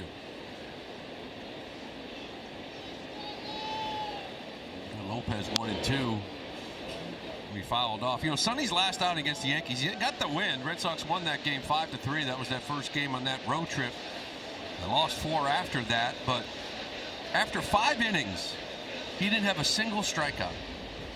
And that was the first time since August 20th, 2017 versus the Red Sox. Oh, jeez. Wow. That he went 5 innings without a K. Now he ended up with 3 more. He's got, what, 6 here already today. But you know, Will, I mean, that give him credit, because there's some times where starting pitchers go out there and they say, hey, you know what? I don't have to go out and strike guys out. I can get guys to roll over on my 2-seam, or I can get guys to pound the ball in the ground with my cutter. So sometimes when a pitcher can see that and notice that and say, hey, I don't have to punch everybody out today. I can go out there and get outs with these certain pitches. and he goes to it. Kind of what you're wanting to see from Brian Bayo a lot. Yes. You moved the baseball around really well. When he chased swing and miss, you feel like he would go 0-2 to 3-2 all the time. Like, oh, I need the strikeout, need the strikeout, need the strikeout. Uncompetitive pitches because he couldn't really find that happy medium. And then get 3-2, he's like, I got to throw a strike, and something will get hammered. Yeah, Bayo was supposed to pitch on Thursday, and right before the first pitch, skies opened up, so he's going to actually make his first start down in Worcester on Saturday. I thought it was interesting. They said they wanted to get back to sinker changeup. Like, been saying that for 3 years, haven't we? Yeah, right. Been all about cutters, breaking ball. Yeah, in my opinion, needs to bag that cutter. I'm with you. Ground out there to Sonny Gray. 1, 2, 3 again for Sonny Gray.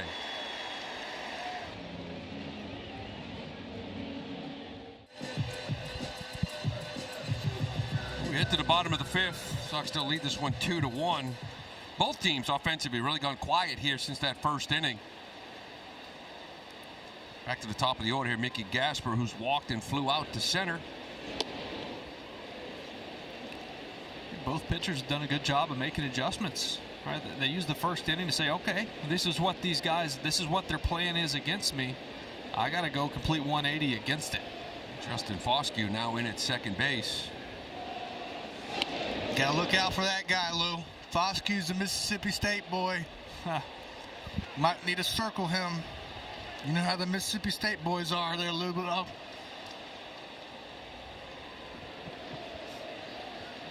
A few changes here with this Ranger lineup. Apparently Evan Carter left the game with right oblique soreness. As a ground ball down the line. That's going to be foul, I guess. Looking for a signal from Bill Miller. Hands up. Bill Miller's limping a little after that one. Good look at it right here. See if he got over that bag. Just, I tried coming back. Tried to, didn't it? Oh, how's that growing? Billy? Ouch. Yeah, so Carter left the game. Langford moved to center field. Nicky Lopez went to left field. And now Justin Foscue is a dry foul. The Mississippi State alum at second base. Yeah, it's funny. You got a scout report on him, Pap? Yeah, he's a little feisty second baseman. Not much power to him. But he's obviously a better defensive player than he is an offensive player. But he's been struggling a little bit this year, Lou, I will say.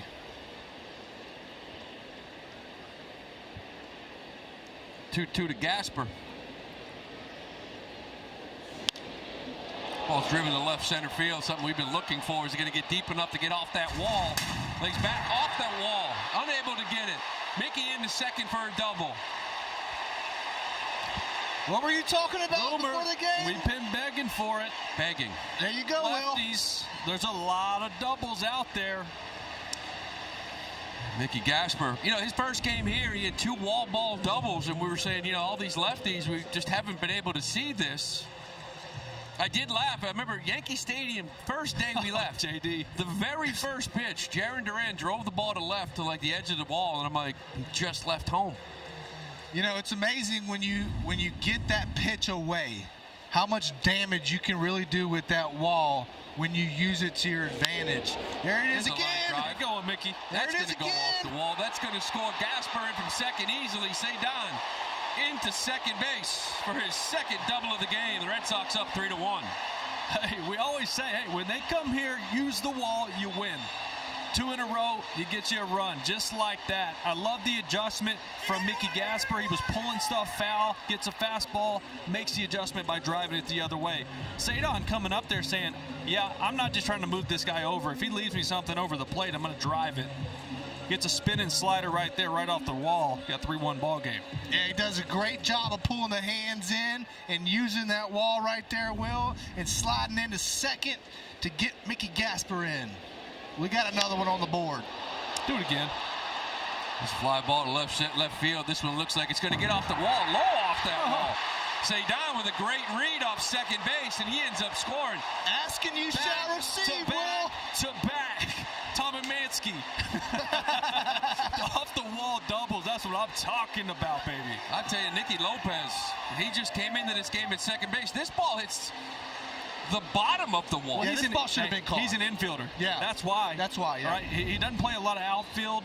He especially doesn't play a lot of outfield at Fenway Park, and he's getting abused out there right now. It's almost like they're taking aim for him, which they should.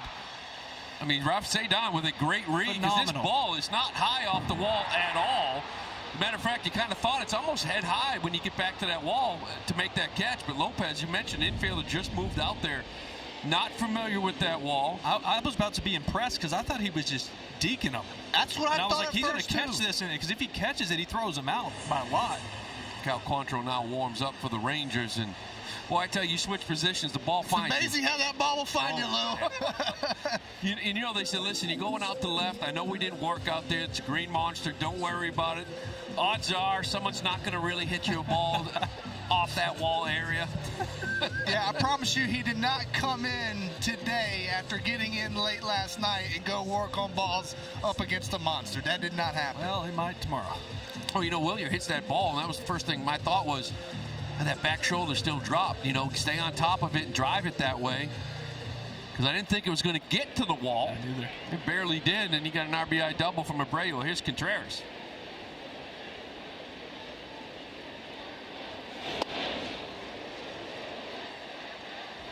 Contreras trying to do one thing. He's trying to go for the Baja Blast. Yeah.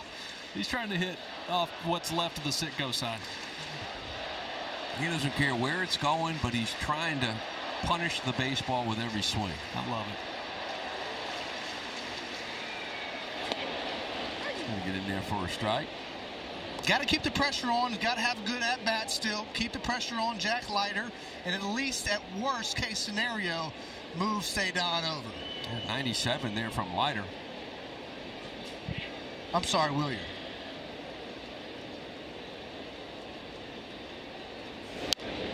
Oh, he's trying. You see that? Yep. And look, he took those first two pitches. He said, these are mine.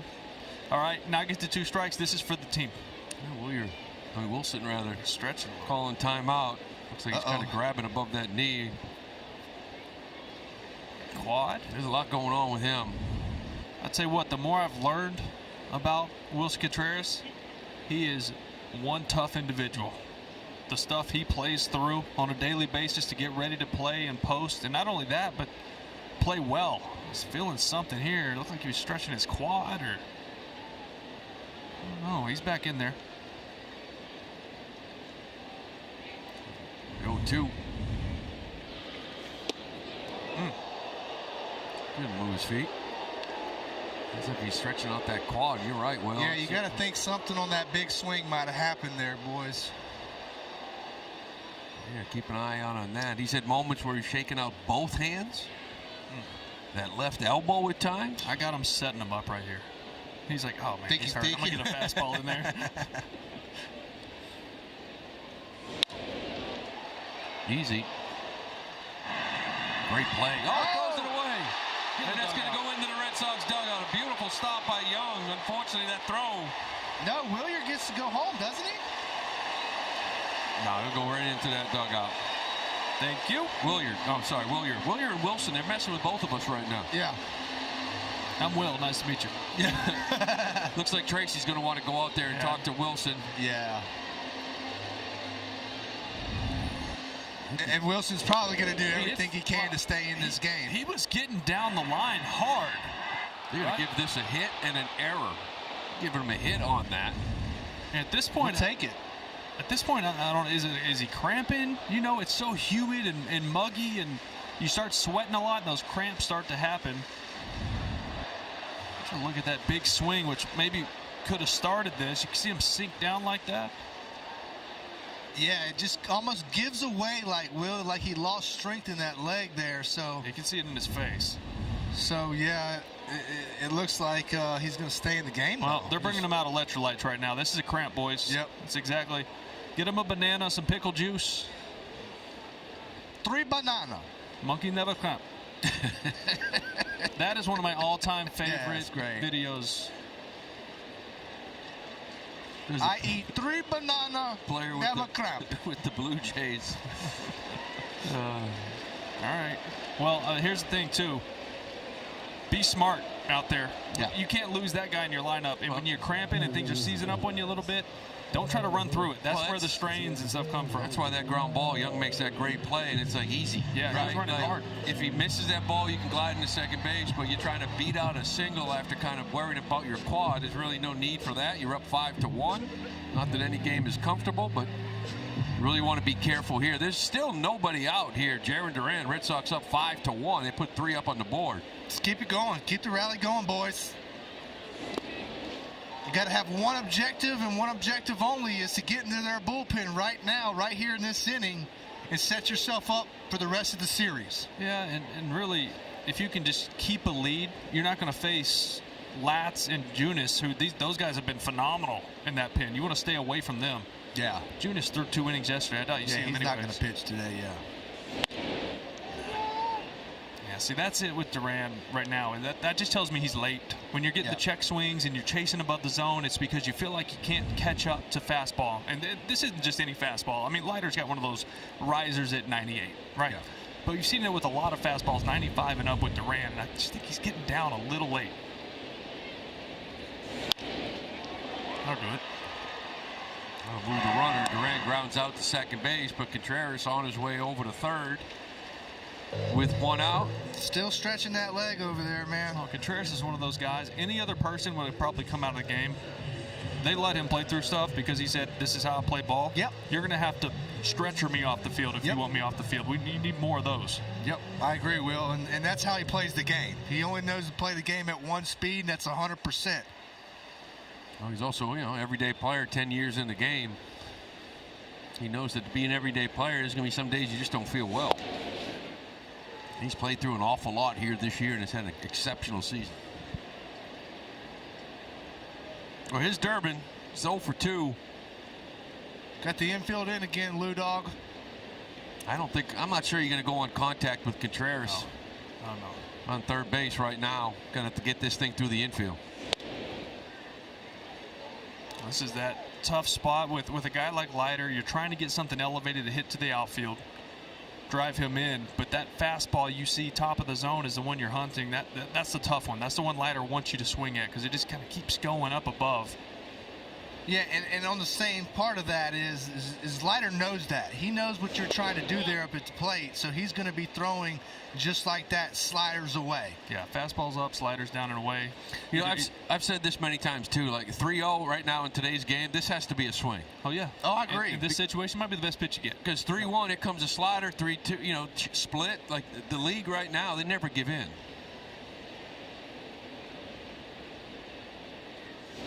There it is. There you go. Yep. Now, Durbin could do everybody a favor by getting a hit or driving a deep fly ball to center. With Contreras on third base, that medium fly ball, I'm not so sure you want to kind of test that leg out right now. Now, going back to the 3-0, Lou, like when you played, like how many times did you have a 3-0 green light? It was very... Not often. Yeah, not often, right? Especially me. But I know a lot of the great hitters just don't like doing it. They didn't like doing it. They weren't comfortable with it. Good job. That a baby. That'll work. Take it easy, Wilson. Take it easy. That's a nice job by Durbin. Sack fly gets him in there. Sox up 6-1.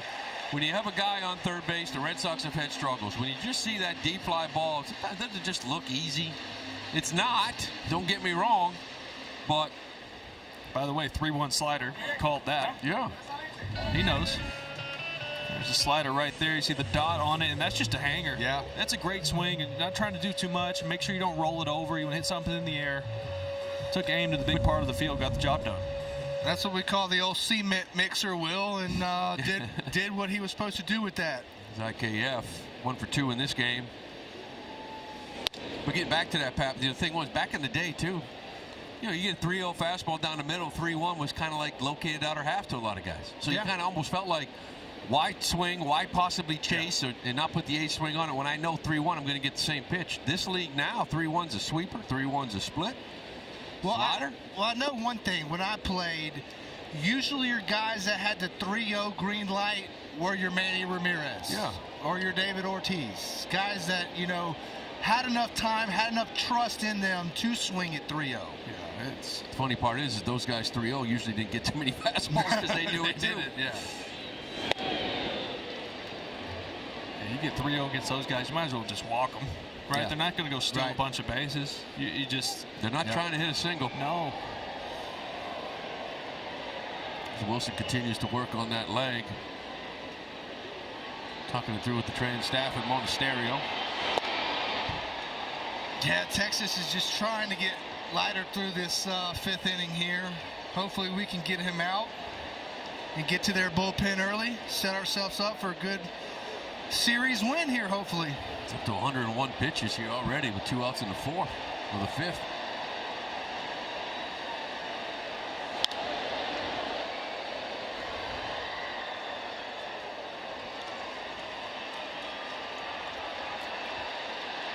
.105 is his career high in pitch count. It was earlier this year. He's gone over 100 pitches 3 times this season.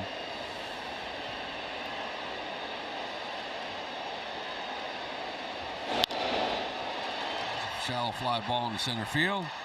On comes Langford. He makes the catch, and that's it. But the Red Sox put up 4. They're up 6-1. Well, the Red Sox now up 6-1 here as we go into that 6th inning. Sonny Gray, who gave up 3 hits of the first 4 batters he faced. He was down 1-0 in a bit of a hole. Got out of that jam with a couple of strikeouts. And has set down the Rangers hitters 1, 2, 3 for 4 innings in a row. He's kind of rolling right now. Now he's got that 3rd time through the lineup. This is where hitters get a little more comfortable. Seen you a couple times. We'll see if Sonny flips the script a little bit. Yeah, well, he's going out there tonight and throwing strike 1 efficiently. And, you know, when you can do that as a pitcher, you're always going to be ahead in the count and be able to attack those hitters so much more easily. Well, he just threw a changeup there. That was just his 3rd one of the night, so there you go. Yeah. He's going to get through for Jock Peterson, his 2nd hit of the game. And it beats that shift with a ground ball in the hole. Pitching arsenal presented by your New England Audi dealers. You see it. I mean, normally the cutter is his go-to pitch. It's normally 21%. That's way down. He wasn't feeling it in the 1st. He just gave up another hit on it there to Jock Peterson. Sweeper sinker has been his go-to. With that 4-seam, he's been able to elevate a little bit just to set up that sweeper. Yeah, and Will, sometimes, you know, when a pitch isn't working, you know, you can it. You can it right away. And like on nights where I knew that I didn't have a feel for my split finger, I would go to my slider. If I didn't have a feel for my slider, I'd usually go to my split finger and so on. But he doesn't have the feel for the cutter tonight. If you didn't have both? If I didn't have both, you're in trouble. Old numero uno better be coming in with some heat. His line drive to center field right at Cedon. He just go back a couple of steps and makes the catch. So, Pat, let me ask, as a closer, you know, as a starting pitcher, you go out there, Sonny Gray, the 1st inning, maybe ran away from that cutter, but as a closer, is that something you know in the bullpen, or is that something you find out maybe the 1st hitter of your at-bat? No, you know that in the bullpen, right? When you're getting ready, that's the objective when you get ready, is to know, like, okay, what can I go into the game with? What are my 2 best pitches? Now, if you can go in with 2 good pitches from the bullpen, you're usually going to be successful. Like a starter. If a starter can go out there with 3 good pitches, he's going to be successful as well. But you have to know that going into the game from the bullpen, what pitches I feel good about tonight. Because I've heard stories of starters like, man, the bullpen had absolutely nothing. And then they come in the game and everything just sort of clicks. Or sometimes the opposite. I felt lights out in that bullpen the minute that 1st pitch came. I felt like I didn't have anything. Yeah, but see, that's the difference. Is starters have that ability to work through those things. Right. They have the ability to work through feel and feel certain pitches. But, yeah, I had a great bullpen coach when I was here, and Gary Tuck, and he would let you know right away, yeah, you might not want to use that one today. Put that one in your back pocket, or leave it down here. Yeah.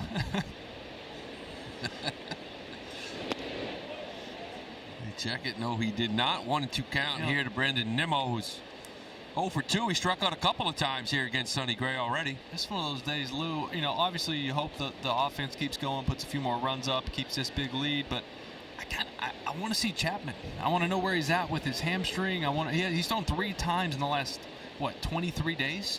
Yeah, and I think that's been somewhat beneficial because I think before that, he was kind of dealing with it, but he had some time off. Well, the swing and a miss. I'll tell you what, guys. I made it a point to watch him in his pregame warm-ups today, and he was basically throwing the ball from the green monster to foul pole. Yeah. So it looked like to me he felt pretty good. And like you said, Will, to your point, us closers, we don't want many days off, right? No. You want to be able to feel that in-game experience every 2 to 3 days. You want to throw 3-4 days a week. Yes. Here's Langford. 1 for 2 and an RBI. Knocked in the only run of the Rangers back in the first inning. It was kind of frightening watching him. It started actually in Cleveland. There was a little swing and bunt that he went after, and you could see him holding on to that left leg. And last 2 pitches in Yankee Stadium, really hobbling around. But he says he's fine. Tracy said he's dealt with it in the past. He's kind of pitched through. He's still throwing 99, Pat. But just mobility. You would think next time out there, if the situation arises, you think maybe they try to maybe bunt on him, maybe get him to move around a little bit. You would think. Yeah, and here's the thing: if you are a pitcher with a leg injury, you have to make sure that your stride is on point.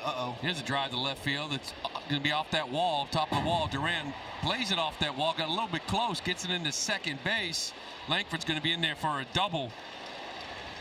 A little 2-out double, Wyatt Langford.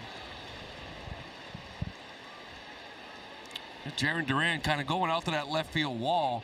He got really close to this. I don't know if he thought maybe he could get it in the air, maybe make a catch. Yeah, I don't know if this was just a tough read. See the hanging breaking ball right here. Goes out there, does catch it off the end just enough to keep it in the ballpark. But yeah, you never see Jaron get that close to the wall. Normally it's around the cut of the grass and the warning track. That way you get a clean hop and can make a throw to second base. So with 2 outs, going to bring up Ezekiel Duran. He's 0 for 2 in this game. Swinging a good bat for the Rangers lately. Say we're going to have a challenge here from Connor Wong. Like a pretty good pitch. Yeah, that's close. Hopefully just barely caught the bottom. It might be a little down. Yes, sir. See, now we got the square. You don't over there. I don't know why you don't, but I do. He's got it now. He got the update. No. Watch. Just keep watching. We'll get there. Wait for the pitch. It's on it's on the screen. Yeah, it's not on this one. See? Not gonna lie to you, it's helpful. Oh yeah. Sox have been better with challenges lately. Yeah, they have. That's because we've been practicing it, Lou Dog. I mean, we get out there pregame, and we go out there. We got the pitching machine throwing balls. We got Chad Epperson calling balls and strikes, and we're practicing it, man. We're not going to end up being the worst anymore. They're out there again today, practicing the ABS. Yeah, Durbin was out there today doing it. This ground ball to short. Meyer gobbles it up. Across the diamond, and that's going to do it. Very nice. Rangers leave a couple guys on base. With the Red Sox Foundation 50-50 raffle presented by Whoop. Buy tickets at redsox.com/5050 through the 8th inning of tonight's game for a chance to win half of the jackpot. See official rules for full details. New pitcher on for the Rangers be Cal Quantrill as Jack Leiter's night is over after 5 innings. 3-0, taking his 13th appearance. Pretty good ERA. Fly ball, shallow right field. Nimmo comes in and makes the catch. We'll see if that could do it for Sonny Gray, who went 6 innings. Looks like Tyrone Guerrero getting loose for the Red Sox out in that bullpen. Kind of been right around the number for Sonny. Yeah, I think Sonny's done, Lou. Yeah, I think so. Judging on Guerrero and how he's getting warm out there. Well, 93 is a season high pitch count. Yeah. 88 he's at right now. And Guerrero looks like he's getting hot out there in the bullpen anyway. So I mean, 5 hits, no walks, 7 punchies. He's just looked good lately. Yeah. Throwing the ball through the catcher. 102. Here's Connor Wong. He's 0 for 2 tonight. Oh!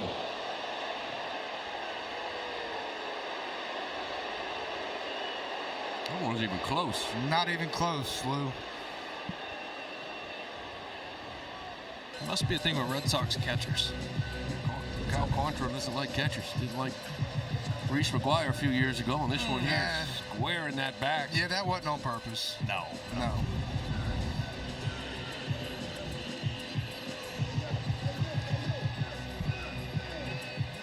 Well, I always like to ask, you played in a certain era. How many times do you think you just actually drilled a guy on purpose? Is it just a handful? You can say it now. You can say it now. One guy. That's it? Yeah. That I drilled on purpose. And? Manny Ramirez. Come on. Yeah. Tito called me into the game to drill him. What? Yeah. Tell me more.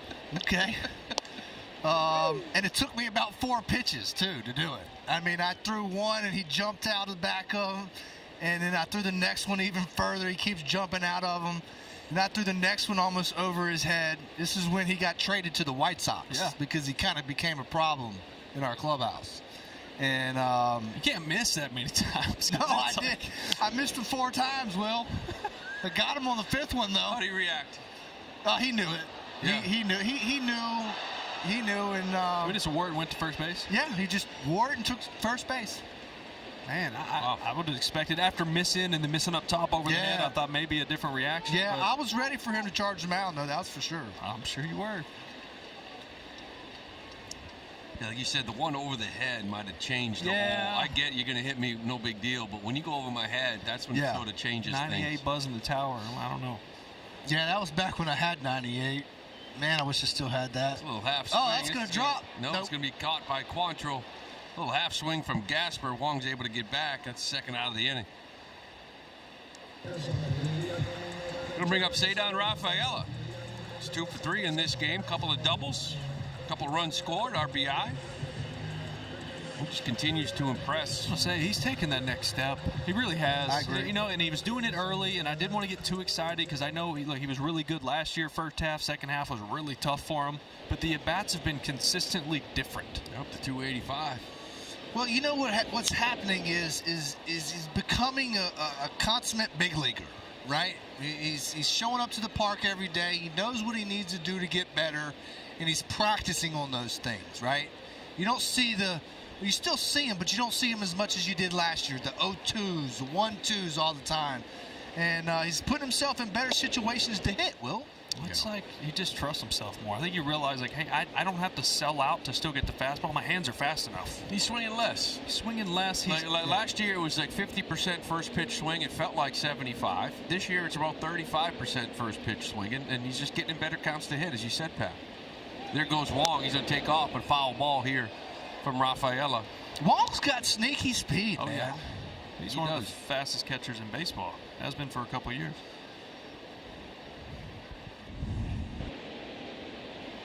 Great job. Yeah.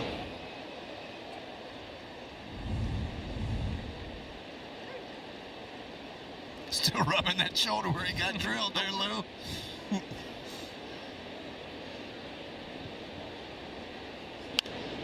Foul back. You know, like say that last year, you forget that, like the All-Star break last year, remember he was like 271 and some homers. Oh, yeah. Second half. And this has been the thing with him. You know, physically he's not a big guy, and he has worn down second halves last month and a half. So that's actually the next step as well. What we're seeing is different than last year.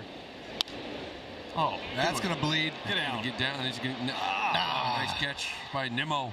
That's going to end it. We're going to head to the 7th. Sox lead this one, 6-1. Well, Sonny Gary's night is done. He had 7 strikeouts. Pap, these are his first 5.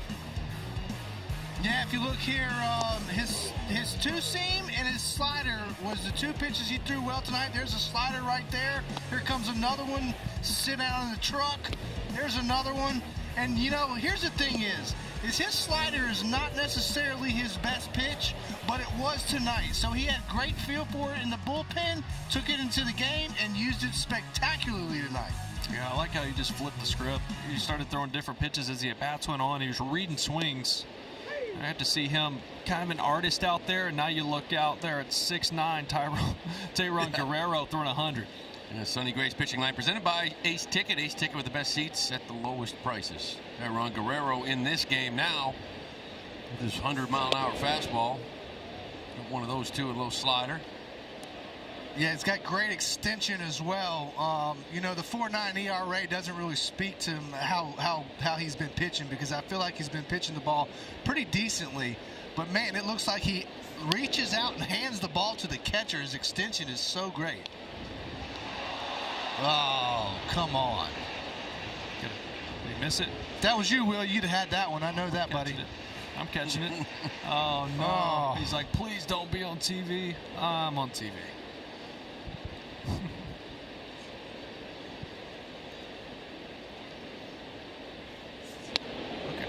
This is Justin Foscue. Remember, he came into the game for Evan Carter. A little oblique discomfort. Representing Mississippi State here with Jonathan Papelbon in the booth. Yeah, pesky little hitter here. He's always been his whole career. Not a whole lot of power. But hits more for average than he does for power. Got some ball players coming out of Mississippi State now. Yeah, we have. What years were you there? 99-03. 99-03, okay. Anybody else in there with you in the big leagues? Yeah, a guy named Paul Mahalam, who's actually a neighbor of mine still. Shallow fly ball on the right. IKF going back. Abreu calls him off, makes the catch. Pitch for the Pittsburgh Pirates. You know who we're talking about, huh, Will? Lefty. Mangum? Yep, Mangum too. Yeah. Trying to think of other guys. Paul Merrow. Will Clark. Will Clark, that's right. Will the Thrill. Bobby Thigpen. Will the Thrill. I remember playing against Will Clark. He's with these Rangers. Yeah. And it was like my rookie year, and I'm down at second. There's like a little meeting on the mound. He's on first, and he's screaming at me. That sounds about like Will. Lou. And I'm like, is Will Clark talking to me? Yes, sir. I was like, yeah, sir. And he's like, I'm taking you out. And I was like, what is he talking about? Like, I'm knocking you in the left field. I was at second. I was like, oh, okay. First off, Will Clark's talking to me. Second of all, I'm like, you're too slow, bro. Yeah. Like, you ain't taking me out. There was not a better base runner than Will Clark. He made a living taking out second basemen, and he clipped me so good. Oh, he did it too. He got me. Yep. Like, he wasn't fast. I talked to him years later out in San Francisco, like last year, and he's just like, I used to watch guys take ground balls and see where second basemen were comfortable. Coming across the bag, going in front, coming back of the bag, in front of the bag, and he's like, he just waited late. He's taking aim. And I couldn't believe it. First of all, I was just thrilled because I loved Will Clark. Yeah. Giants retired his number last year. Great play right there, Guerrero. The athlete. Was it one of those where he clips you and he goes, told you, Lou? Yeah, pretty much. I tried to tell you. I don't know if y'all have seen the video highlight. I think he takes on half of St. Louis's team. Yeah. Yeah. That was when he's a little bit younger, but even as he got older, he'd still take you out. I love those old videos. Oh yeah. And now when you get a guy sliding into second base like late, the second baseman doesn't know what to do. He thinks it's illegal. It's not. You don't have to throw it in that little hop, get out of the way anymore like you used to. And I get protecting the player, Lou. Sure. I do.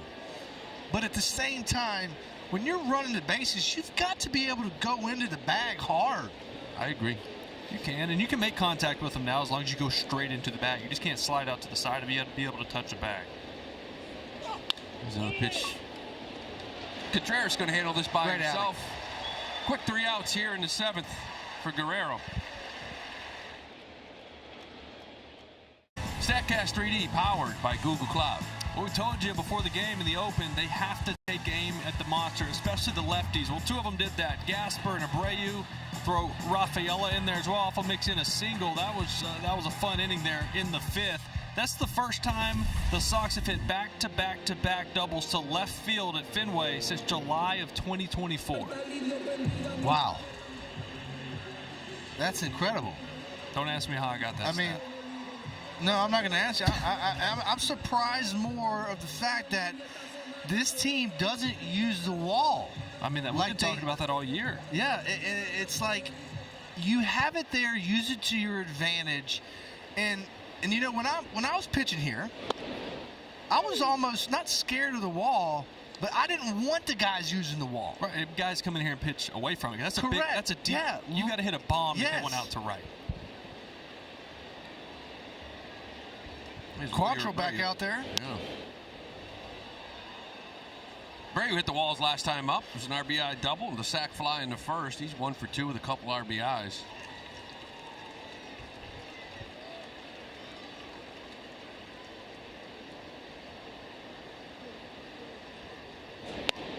You know, this offense, well, we've been talking about it all year too, you know, especially when the coaching change happened. Brought an entire new hitting department up here, and usually those relationships are formed in spring training. So you got a whole new lineup trying to get to know guys, coaches trying to get to know the players, and it really kind of puts a lot of people in some tough spots. I mean, the staff up here right now, they work. They work hard, and the players appreciate it, and they talk about it all the time. It's just, it's really hard when you didn't work with a lot of these guys in spring training, and a month into it, they're now the guys you got to go to and get to know each other. So even at another level, it's like, yes, you're trying to develop relationships and trust and understanding of each other very quickly. But in that same breath, they're also, this staff trying to learn the pitchers they're seeing from the other teams, right? And that's where the lack of experience, you got to start somewhere. I get it, but mid-season is tough. Well, and also, Will, it's learning the players that they're coaching, right? Mm-hmm. It's like, okay, how do I approach a guy like, say, Wilson Contreras, right? 10-year vet guy. How do I coach him up, and what do I do to make him better? They're learning that as well. Here's a drive to center field. This one, Abreu just leans back. Back eye off that wall. It's gone. William Abreu with his 8th home run of the year. Touch them all, Big Lou. How's that for getting the fastballs, huh? 95 up in the zone, two-seamer. I mean, right at the top of the zone, and this ball's torched 421 feet dead central. 112 off the bat. Well, that's good to see William. He got a day off yesterday. I guess everybody did, but he got a little rest yesterday. Yeah. It shows him that, hey, give me a little rest and look what I can do, huh, Will? Well, it also shows why you don't want to rest him, because he's capable of that so often. That's a good swing right there. That's a real, after going off the wall his last at bat, and you just so many times you see that dial lefties back in. We'll bring Contreras back up here to the plate. He's 2 for 3. It's a replay of this one. Fastball, top of the zone, right? And it's got to be a short swing to get to it.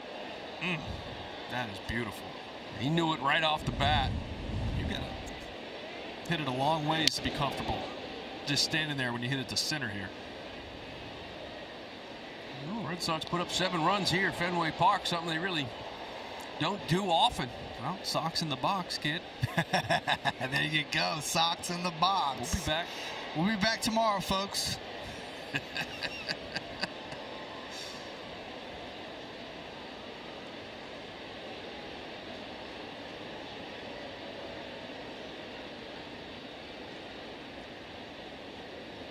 know, getting back to the coaches, I would say the players, there's some buy-in there, right? And I know in talking to them, they appreciate the work. The only thing missing, as you mentioned it before, Will, is knowledge of pitchers and attacking. They have all the data. There's no question about it. But hey, remember last time you faced this guy, he went to that cutter more. Maybe last time you faced that guy, he went to the curveball more. And that's the part that's lacking. And I think that, yes, Snell admitted all these guys will be in big leagues 5-6 years from now. They'll look back to year 1 this year and go, wow, you know, I'm out here leading the staff. John Soteropoulos, he was minor league hitting coordinator, driveline experience. He came on this year, just started to get to know these guys in camp. They've worked with a lot of these young hitters in the minors, but it's different. It's ground ball down the line, it's foul. He may need a new piece of bat, new lumber. Well, Lou, on that point, to me, and I think, you know, IKF kind of had mentioned this in one of his interviews about why they play so well when they're on the road. Right? There's not as many people there, right? In your ear, telling you what to do, giving you scouting reports, loading you up with all this information. To me, I think what makes a big league player his best is being able to filter out that information, right? Simplify it and filter out that information, knowing what's going to work for you and knowing what isn't going to work. And they're bombarded with information these days, whether it's driveline, whether it's sabermetrics, whatever it may be, and they have to be able to filter that out and know what works for them. I went to Breslow the other day and just said, hey, tell me about these advanced meetings. Like, what's going on? The information. He goes, we're trying to simplify. Over the last couple weeks, we've been really trying to just hey, look out. That's Quantrill's second guy he's drilled. This time it's Wilson Contreras. And you're just going to stare him down a little bit. That's the 13th time he has been drilled. He's still looking at him. I don't believe that one was on purpose either, boys. No, the only thing is Quantrill's a different animal. Yeah. He's just a little different.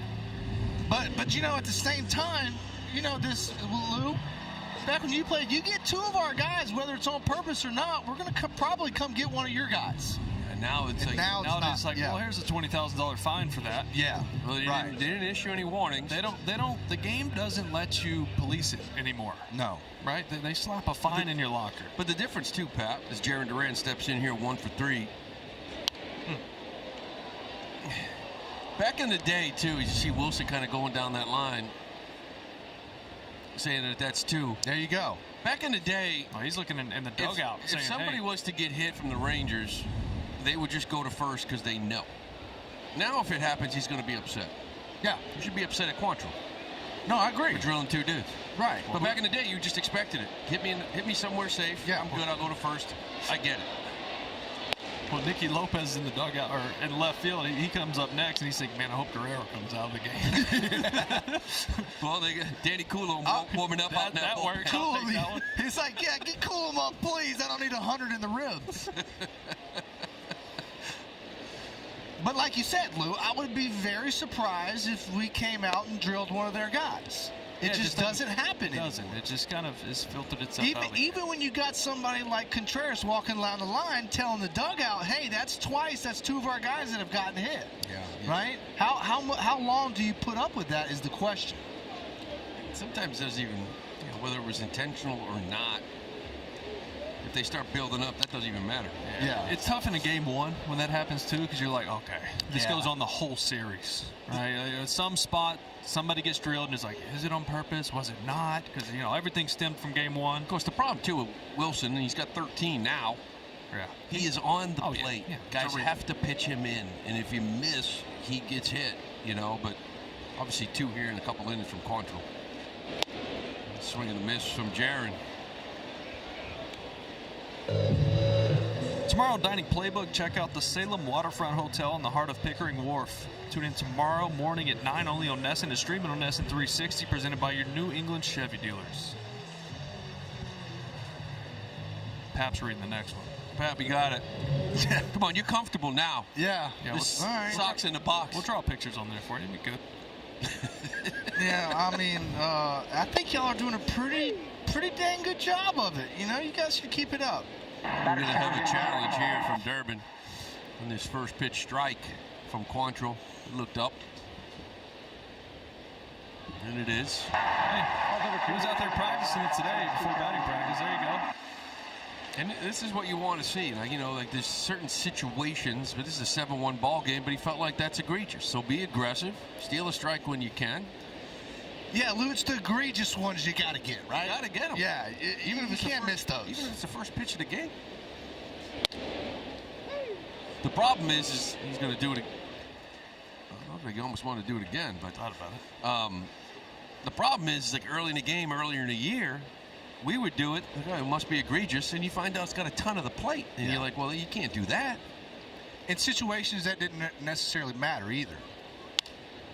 The fly ball to center field, softly hit. Langford coming on. He's going to make this catch. Contreras getting back to first base. It's going to bring up IKF. 1 for 3 in the game.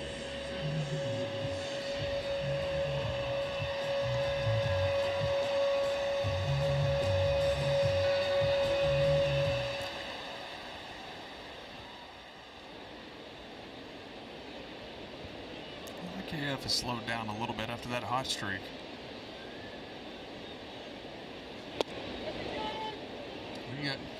you ride a lot of hot bats, right? You got a lot of role players, part-time guys like Mickey Gasper is hot. You play him while he is. Same thing with IKF. But the one thing with Izzy is that defensively, he's still a plus defender. You can rely on him. You can count on him. You're not just selling yourself out for a hit. You look around this infield, and basically it's more in a stereo. He kind of still plays the defense and gives you an AB.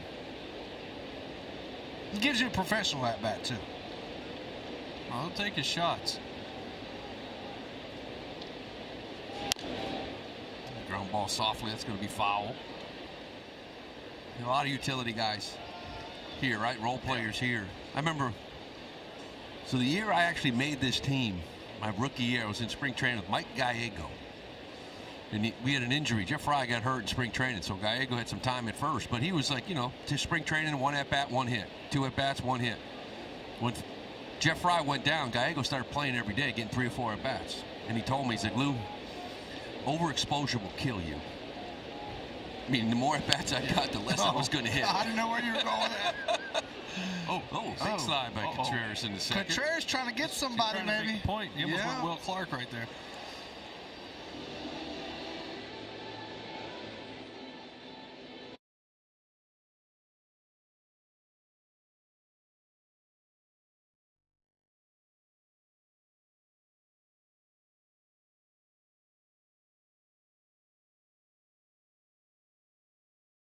Baseball in Essen is brought to you by Nissan. Hurry in and bring home a winning deal at the Nissan Summer Sales Event. Sullivan Tire, official tire and auto service of the Red Sox. And by Yuengling, brewing America's lagers for nearly 200 years. Time now for the Ford employee pricing call to the bullpen to be lefty Danny Coulombe, who enters here for the Red Sox in the 8th inning. Gets a swing and miss to the first hitter, Nicky Lopez.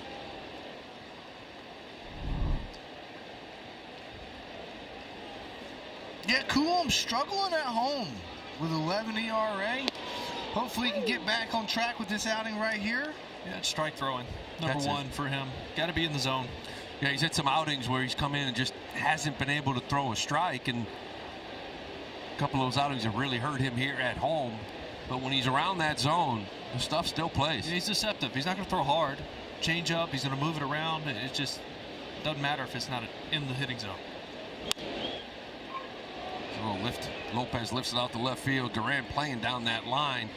It's going to go as a leadoff single here in the 8th.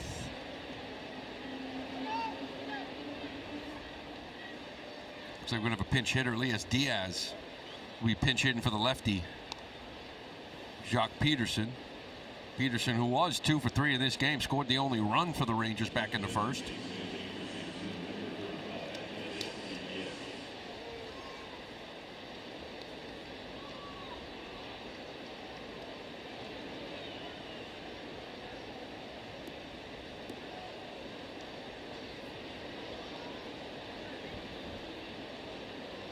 Coulombe came in his last outing, entered one out in the 7th Monday against Tampa, retired, left a couple of inherited runners, but then started the next inning and a couple guys on base. Really impressive to get out of that 7th, but then that 8th inning, Will, if you remember, he kind of stretched him out maybe a little bit too long. Yeah, that's exactly what it was.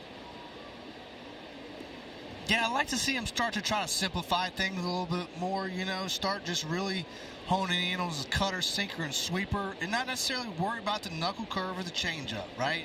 Like I was speaking earlier. There we go. Just get one. Chopper back to Coulombe, takes his time. Okay. Good throw to first base, a little off the bag, but he retires. Diaz for the first out here in the 8th. Yeah, like I was saying, though, when you come out of a bullpen, you want to have 2 pitches. You want to have 2 pitches that are working. And for me, some of these guys now, they come into the bullpen, you're throwing 4 and 5 pitches. You don't necessarily need that, right? If you can go out there and control 2 pitches, you're going to be effective as a bullpen guy. Yeah, I'm with you. Yeah. I mean, and for Coulombe, it really is. I mean, it's 3 pitches he uses most of the time: cutter, sinker, sweeper. He'll get the occasional curveball, 4-seamer. Doesn't really have a changeup. But you go into spring training these days, and the first time you walk in there, you have to walk up to every pitcher. So you're throwing the same stuff.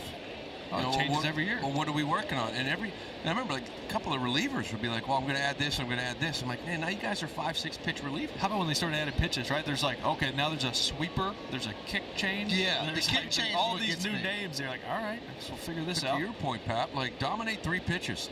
Dominate 2 pitches if you got 3. Or the whole thing like, this guy's not a starter because he doesn't have more than 2 pitches. Yeah. Now reliever's got 5. Yeah. Well, I mean, the great Mariano Rivera had 1 pitch. 1. Right? He had 1. Now, granted, it was probably the best cutter the big leagues have ever seen, but still was effective with just the 1 pitch. You don't need 3, 4, 5 pitches coming out of the bullpen to go out there and be successful. He perfected location. Well, that's right. It was off the charts. Here's a shallow line drive into center field right at Cedar Rafaela for the second out of the inning. Like Tommy Kahnle warming up in that Red Sox bullpen. I want to see more of Kahnle. I mean, he's had a good career. Obviously, you know all about him. He throws all the change-ups. He's thrown more fastballs this year, but he was really good in Worcester. I mean, not a huge sample size, but he was good down there. I want to see more of him because they're searching for some answers in the middle innings. Yeah, and he has a chance to earn a spot in this bullpen as long as he can go out there and be successful. And like we were saying, he only throws 3 pitches, change-up, four-seam, and the slider, you know, and mainly he's throwing that change-up, but that's his go-to pitch.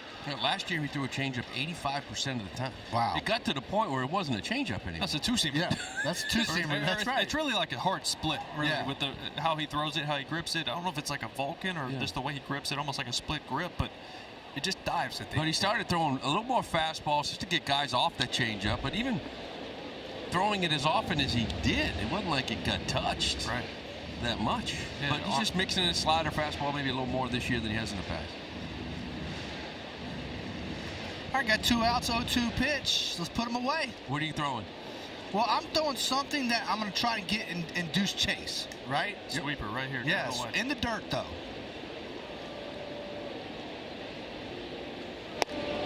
Tried to backdoor him sinker. That's fine. That's fine. You win enough off the plate.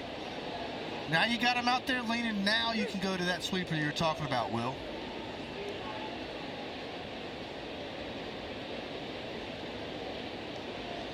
Nimmo 0 for 3 with 3 strikeouts here in this game. Didn't bite. Didn't bite. That's a good one. Fish ain't biting. Coulomb trying to send him home with 4 Ks. It's a great execution of the pitch, though, because you're still 2-2.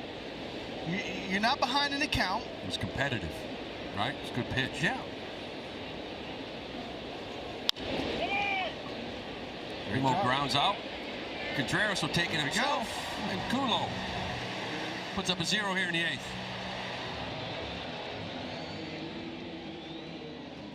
Red Sox Baseball in Essen is brought to you by Subaru of New England. Love, it's what makes Subaru Subaru. Powered by Salem 5.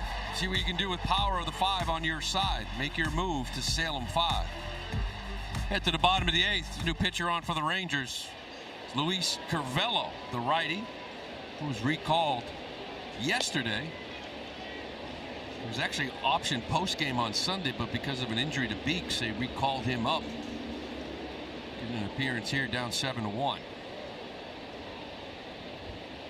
Yeah, Lou, I don't know about y'all, but Will, we got a little World Cup action going on here, right? Yeah, Team USA up 1-0. Okay, there we go. It's 1-0. Oh, 1-0. My bad. My bad. Yeah, 1-0. I'm not a soccer guy at all, but I think the World Cup's awesome. Yeah. Give the fans a little update on old US of A. US of A. 1-0 to Paraguay out there in the West Coast. On the pitch, is that what we call it? Yeah. Pitch. You see the grass, the natural grass they put in at Gillette, or Boston Stadium, as you got to call it, for the tournament. But that grass looks awesome out there. I wish I could leave it. Pap, I know you're a big World Cup guy. Yeah. Played a little soccer in my day. Marcelo flies out. Looks like Young's underneath this. He makes the catch. Let's throw it down to TC.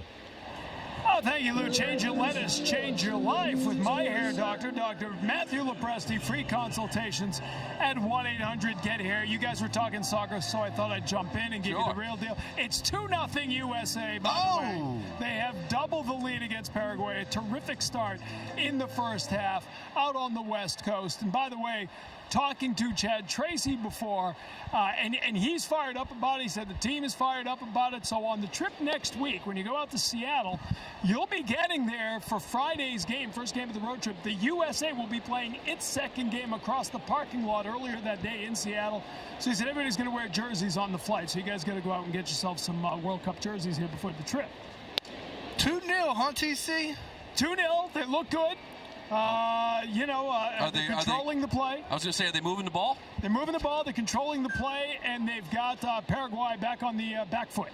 So that's good. I'm going to start a GoFundMe so I can get tickets. They're not cheap. I think they play at 1 o'clock that Friday. Baseball game's at 7. On the West Coast, you mean? Yeah, right in Seattle. Yeah, the football stadium right there, next to the baseball stadium. We're the 12th men? Well, we were originally scheduled a scheduled doubleheader because of that game, and then they changed it because they weren't going to. Well, a little challenge here, maybe? No, we're just going to talk to the umpire and say where you got that one. We have a little chat. That's all it is. Yeah. That's all it is. Yeah, that'll be fun. I think a fun atmosphere out in Seattle. Well, you were talking about that off day, the original schedule, right? Because they didn't know when the men would be playing. And so the Red Sox had looked into what it would be to get a suite to go check out that game. Word is FIFA wanted somewhere in the vicinity of $500,000 for a suite for one game to watch the USA. $500,000 for a suite? I mean, what are you getting with What are you serving? $500,000 for a suite? What are we talking, 30 seats? Yeah, maybe, give or take. If I'm paying anywhere part of that, I'm the starting striker in the pitch. I don't care about the Does suite. that come with food and alcohol? No, that's extra. Included? Pre-game, you probably... I mean, because if I'm paying $500,000, I'm definitely getting my alcohol worth. You could drink enough coffee to make it worth your while. Probably save money. Holy cow. All right. Probably go to Chipotle. Hold off on that.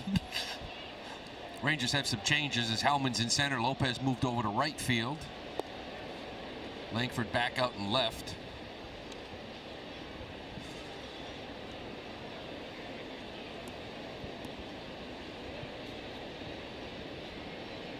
I don't have a soccer jersey. I have one. It's a Messi jersey I got in Barcelona when he was still playing for FC Barcelona. We saw him play there. That was fun. Swinging bunt here from Mickey. Little one hop change up. Tried to throw it away there, Will. Sure did. That was that Cambio to first that were, pitchers are uncomfortable. Who was the guy that rolled it to Uke at first? His name was Julian Tavares. That's right. I mean, these pitchers get uncomfortable. I played with Lester. He hated throwing bases. Yeah, I don't understand that because pitchers are such great athletes. You know what I mean? And I don't understand how, some of them, like John Lester, how do you not be able to throw the ball, to first base? It's a simple throw. But that's why we get a bad rap there, Will. That's why the pitchers get a bad rap. It never bothered you? Well, never bothered me. Okay. Just throw the ball 95 the whole time, and all of a sudden you're asked to throw the ball and lob it over there. You don't know how to do it. Yeah, but to Julian Tavares' credit, who rolled the ball over there, he also ate hot Kramer Gesick because he thought you'd heat the body from within instead of putting it on the skin. So, say that again. Yeah, the hot stuff you rub on your skin. The not icy hot, like the red. The red hot. Red hot. Yeah, that's for beasts. He used to Atomic bomb. He used to come down to the bullpen and he'd eat it. No. And I'd ask him why he would eat it, and he'd say, "Papi, you got to heat the body from within." You got it. And I said, deep drive. Got him. Rafael. Is it high enough? There it is. Gone. Say Don. Say it ain't so, say Don. Clip every stitch. His 7th. The Red Sox putting on a little offensive show here as a return to Fenway Park. 9 runs on the board. Have a day, Sadon. You got 2 doubles, and now add a homer to that, 3 RBI. He was out front there, too. almost full. Just threw the bat. I mean, it was a hanger. Caught him out front. Got enough of it. 9 runs on the board for the Boston Red Sox. That is a season high for the 2026 Red Sox. A little hanging breaking ball. Yeah, he just caught that out front. He was beat, but stayed through it long enough to get sweet spot on it. Came here filling in for Dave O'Brien, thinking I wouldn't have a home run call. We got 3. I mean, just get one in the first. Double off the wall, be nice. Lou, I told you that the home runs were coming because you're filling in. I told you, the overexposure will kill you. Yeah, you did say that. 9-1. You know, you put up 8 or 9 tomorrow, we might tell Obi to kind of hang out in the honeymoon. Yeah, Obi, you're gonna have to stay at home tomorrow if we score 9. Keep drinking those $1,000 bottles of wine you're drinking, buddy. There's a Abreu line drive right center. It's going to split the gap. It's going to get down all the way to the wall. He's going to glance in and slide into second base or just stand up. Another big night from Wilyer Abreu as well. Yeah, 3 for 4. Also 2 doubles and a homer. Have a night. I like this version of this ball club. There have been so many games where they pitch and they give up 1 or 2 runs and lose. Yeah. Give up 3 runs, lose because of offense, and they're just. This has been it. You saw the wall balls earlier in the game. You're seeing them split the gap right here. They're hitting the ball out of the ballpark. Yeah, well, this is another hanging split right here, Will. And they're doing damages on pitches that they're supposed to be doing damage on. The hanging pitches, the hanging curveballs, the hanging cutters, and that one right there was the hanging split. Comfortable here, 9-1. Sonny Gray. His 12th start of the year. How many wins the Red Sox have when he pitches? 8. Going into today. Going into this to be 9. This should be 9. 8 plus 1 is 9, Blue. Line drive left field. That's going to get down and get by him. That ball had some spin on it. Did you see this baseball take off? This, I don't know if it was knuckling or what, but it got just about to him and out in left field, and it just took a right turn towards the monster. Hang with him, Wyatt. That looks like my 3-iron right there, Lou. Except he ends up in the trees, not off the monster. No, this is my 3-iron right here. Watch this. Ball take off to the right. Oh, it's almost like he did it to baseball. It just moved like a wiffle ball. That ball was hit so hard, it hit the grass, it spun right. That was odd. I wish we had more of these. That's a home run and back-to-back doubles. Jaron Durant steps up here to try to add to it. Durant 1 for 5 in this game. Or 1 for 4, rather. A couple of strikeouts. Keep adding on, boys. Why not? First 4 in the lineup in Tampa, they had like 11 strikeouts. Now today, the top 4 in the lineup is doing damage.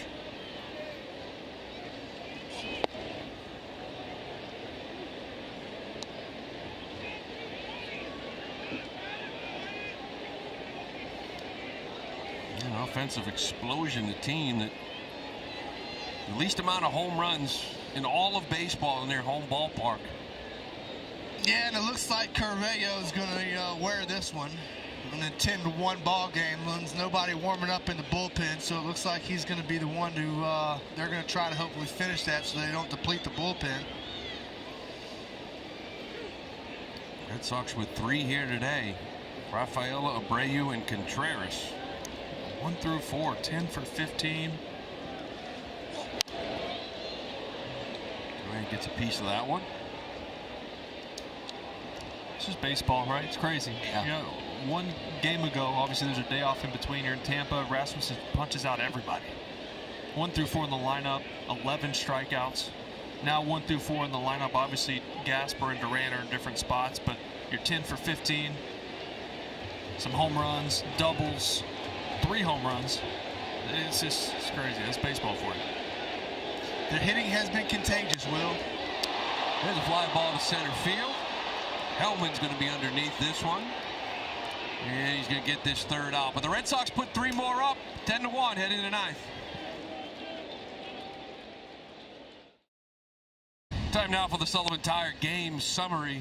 The Red Sox lead 10-1 here in the 9th. Leiter Only lasted 5 innings, gave up 6, 5 of them earned. Sonny Gray was fantastic after giving up 1 in the first inning. No walks, 7 strikeouts. Cedar Rafael and Abreu really carrying this offense. Contreras as well with the solo home run. Been an impressive night offensively here for the Boston Red Sox. 10 hits, or 12 hits rather, 10 runs. The Rangers 1 run on 6 hits. They got a couple errors. Tommy Kahnle in the game here in the 9th. First pitch popped up to center field. Cedon's underneath it. He makes the play. Time now for our strong play of the game presented by your New England Chevy dealers. Together, let's drive. Yeah, I'll show you some home runs. Back in the first inning, Wilson Contreras continues to tear the cover off the baseball when he gets to hit in the first inning. Then you go to Wilyer Abreu in the 7th. Just a bullet to dead center, 420 feet. Then in the 8th inning, Cedar Rafaela joins the party. This is the 5th game of the year. The Red Sox have had 3 home runs. He's won a lot of games. You pitch, you hit the ball at the ballpark, wear out the monster, going to win a lot.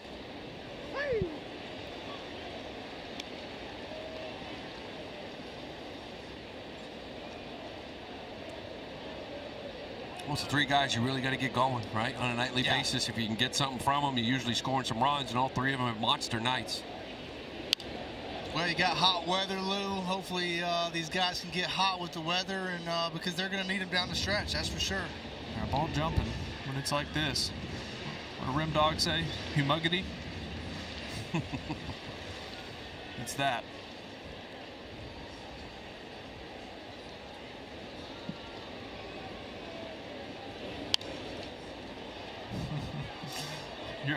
This would be a guy I would hate to face in Kahnle. Yeah. It's just in the back of your head. You're like, all right, he's throwing me the parachute changeup at some point.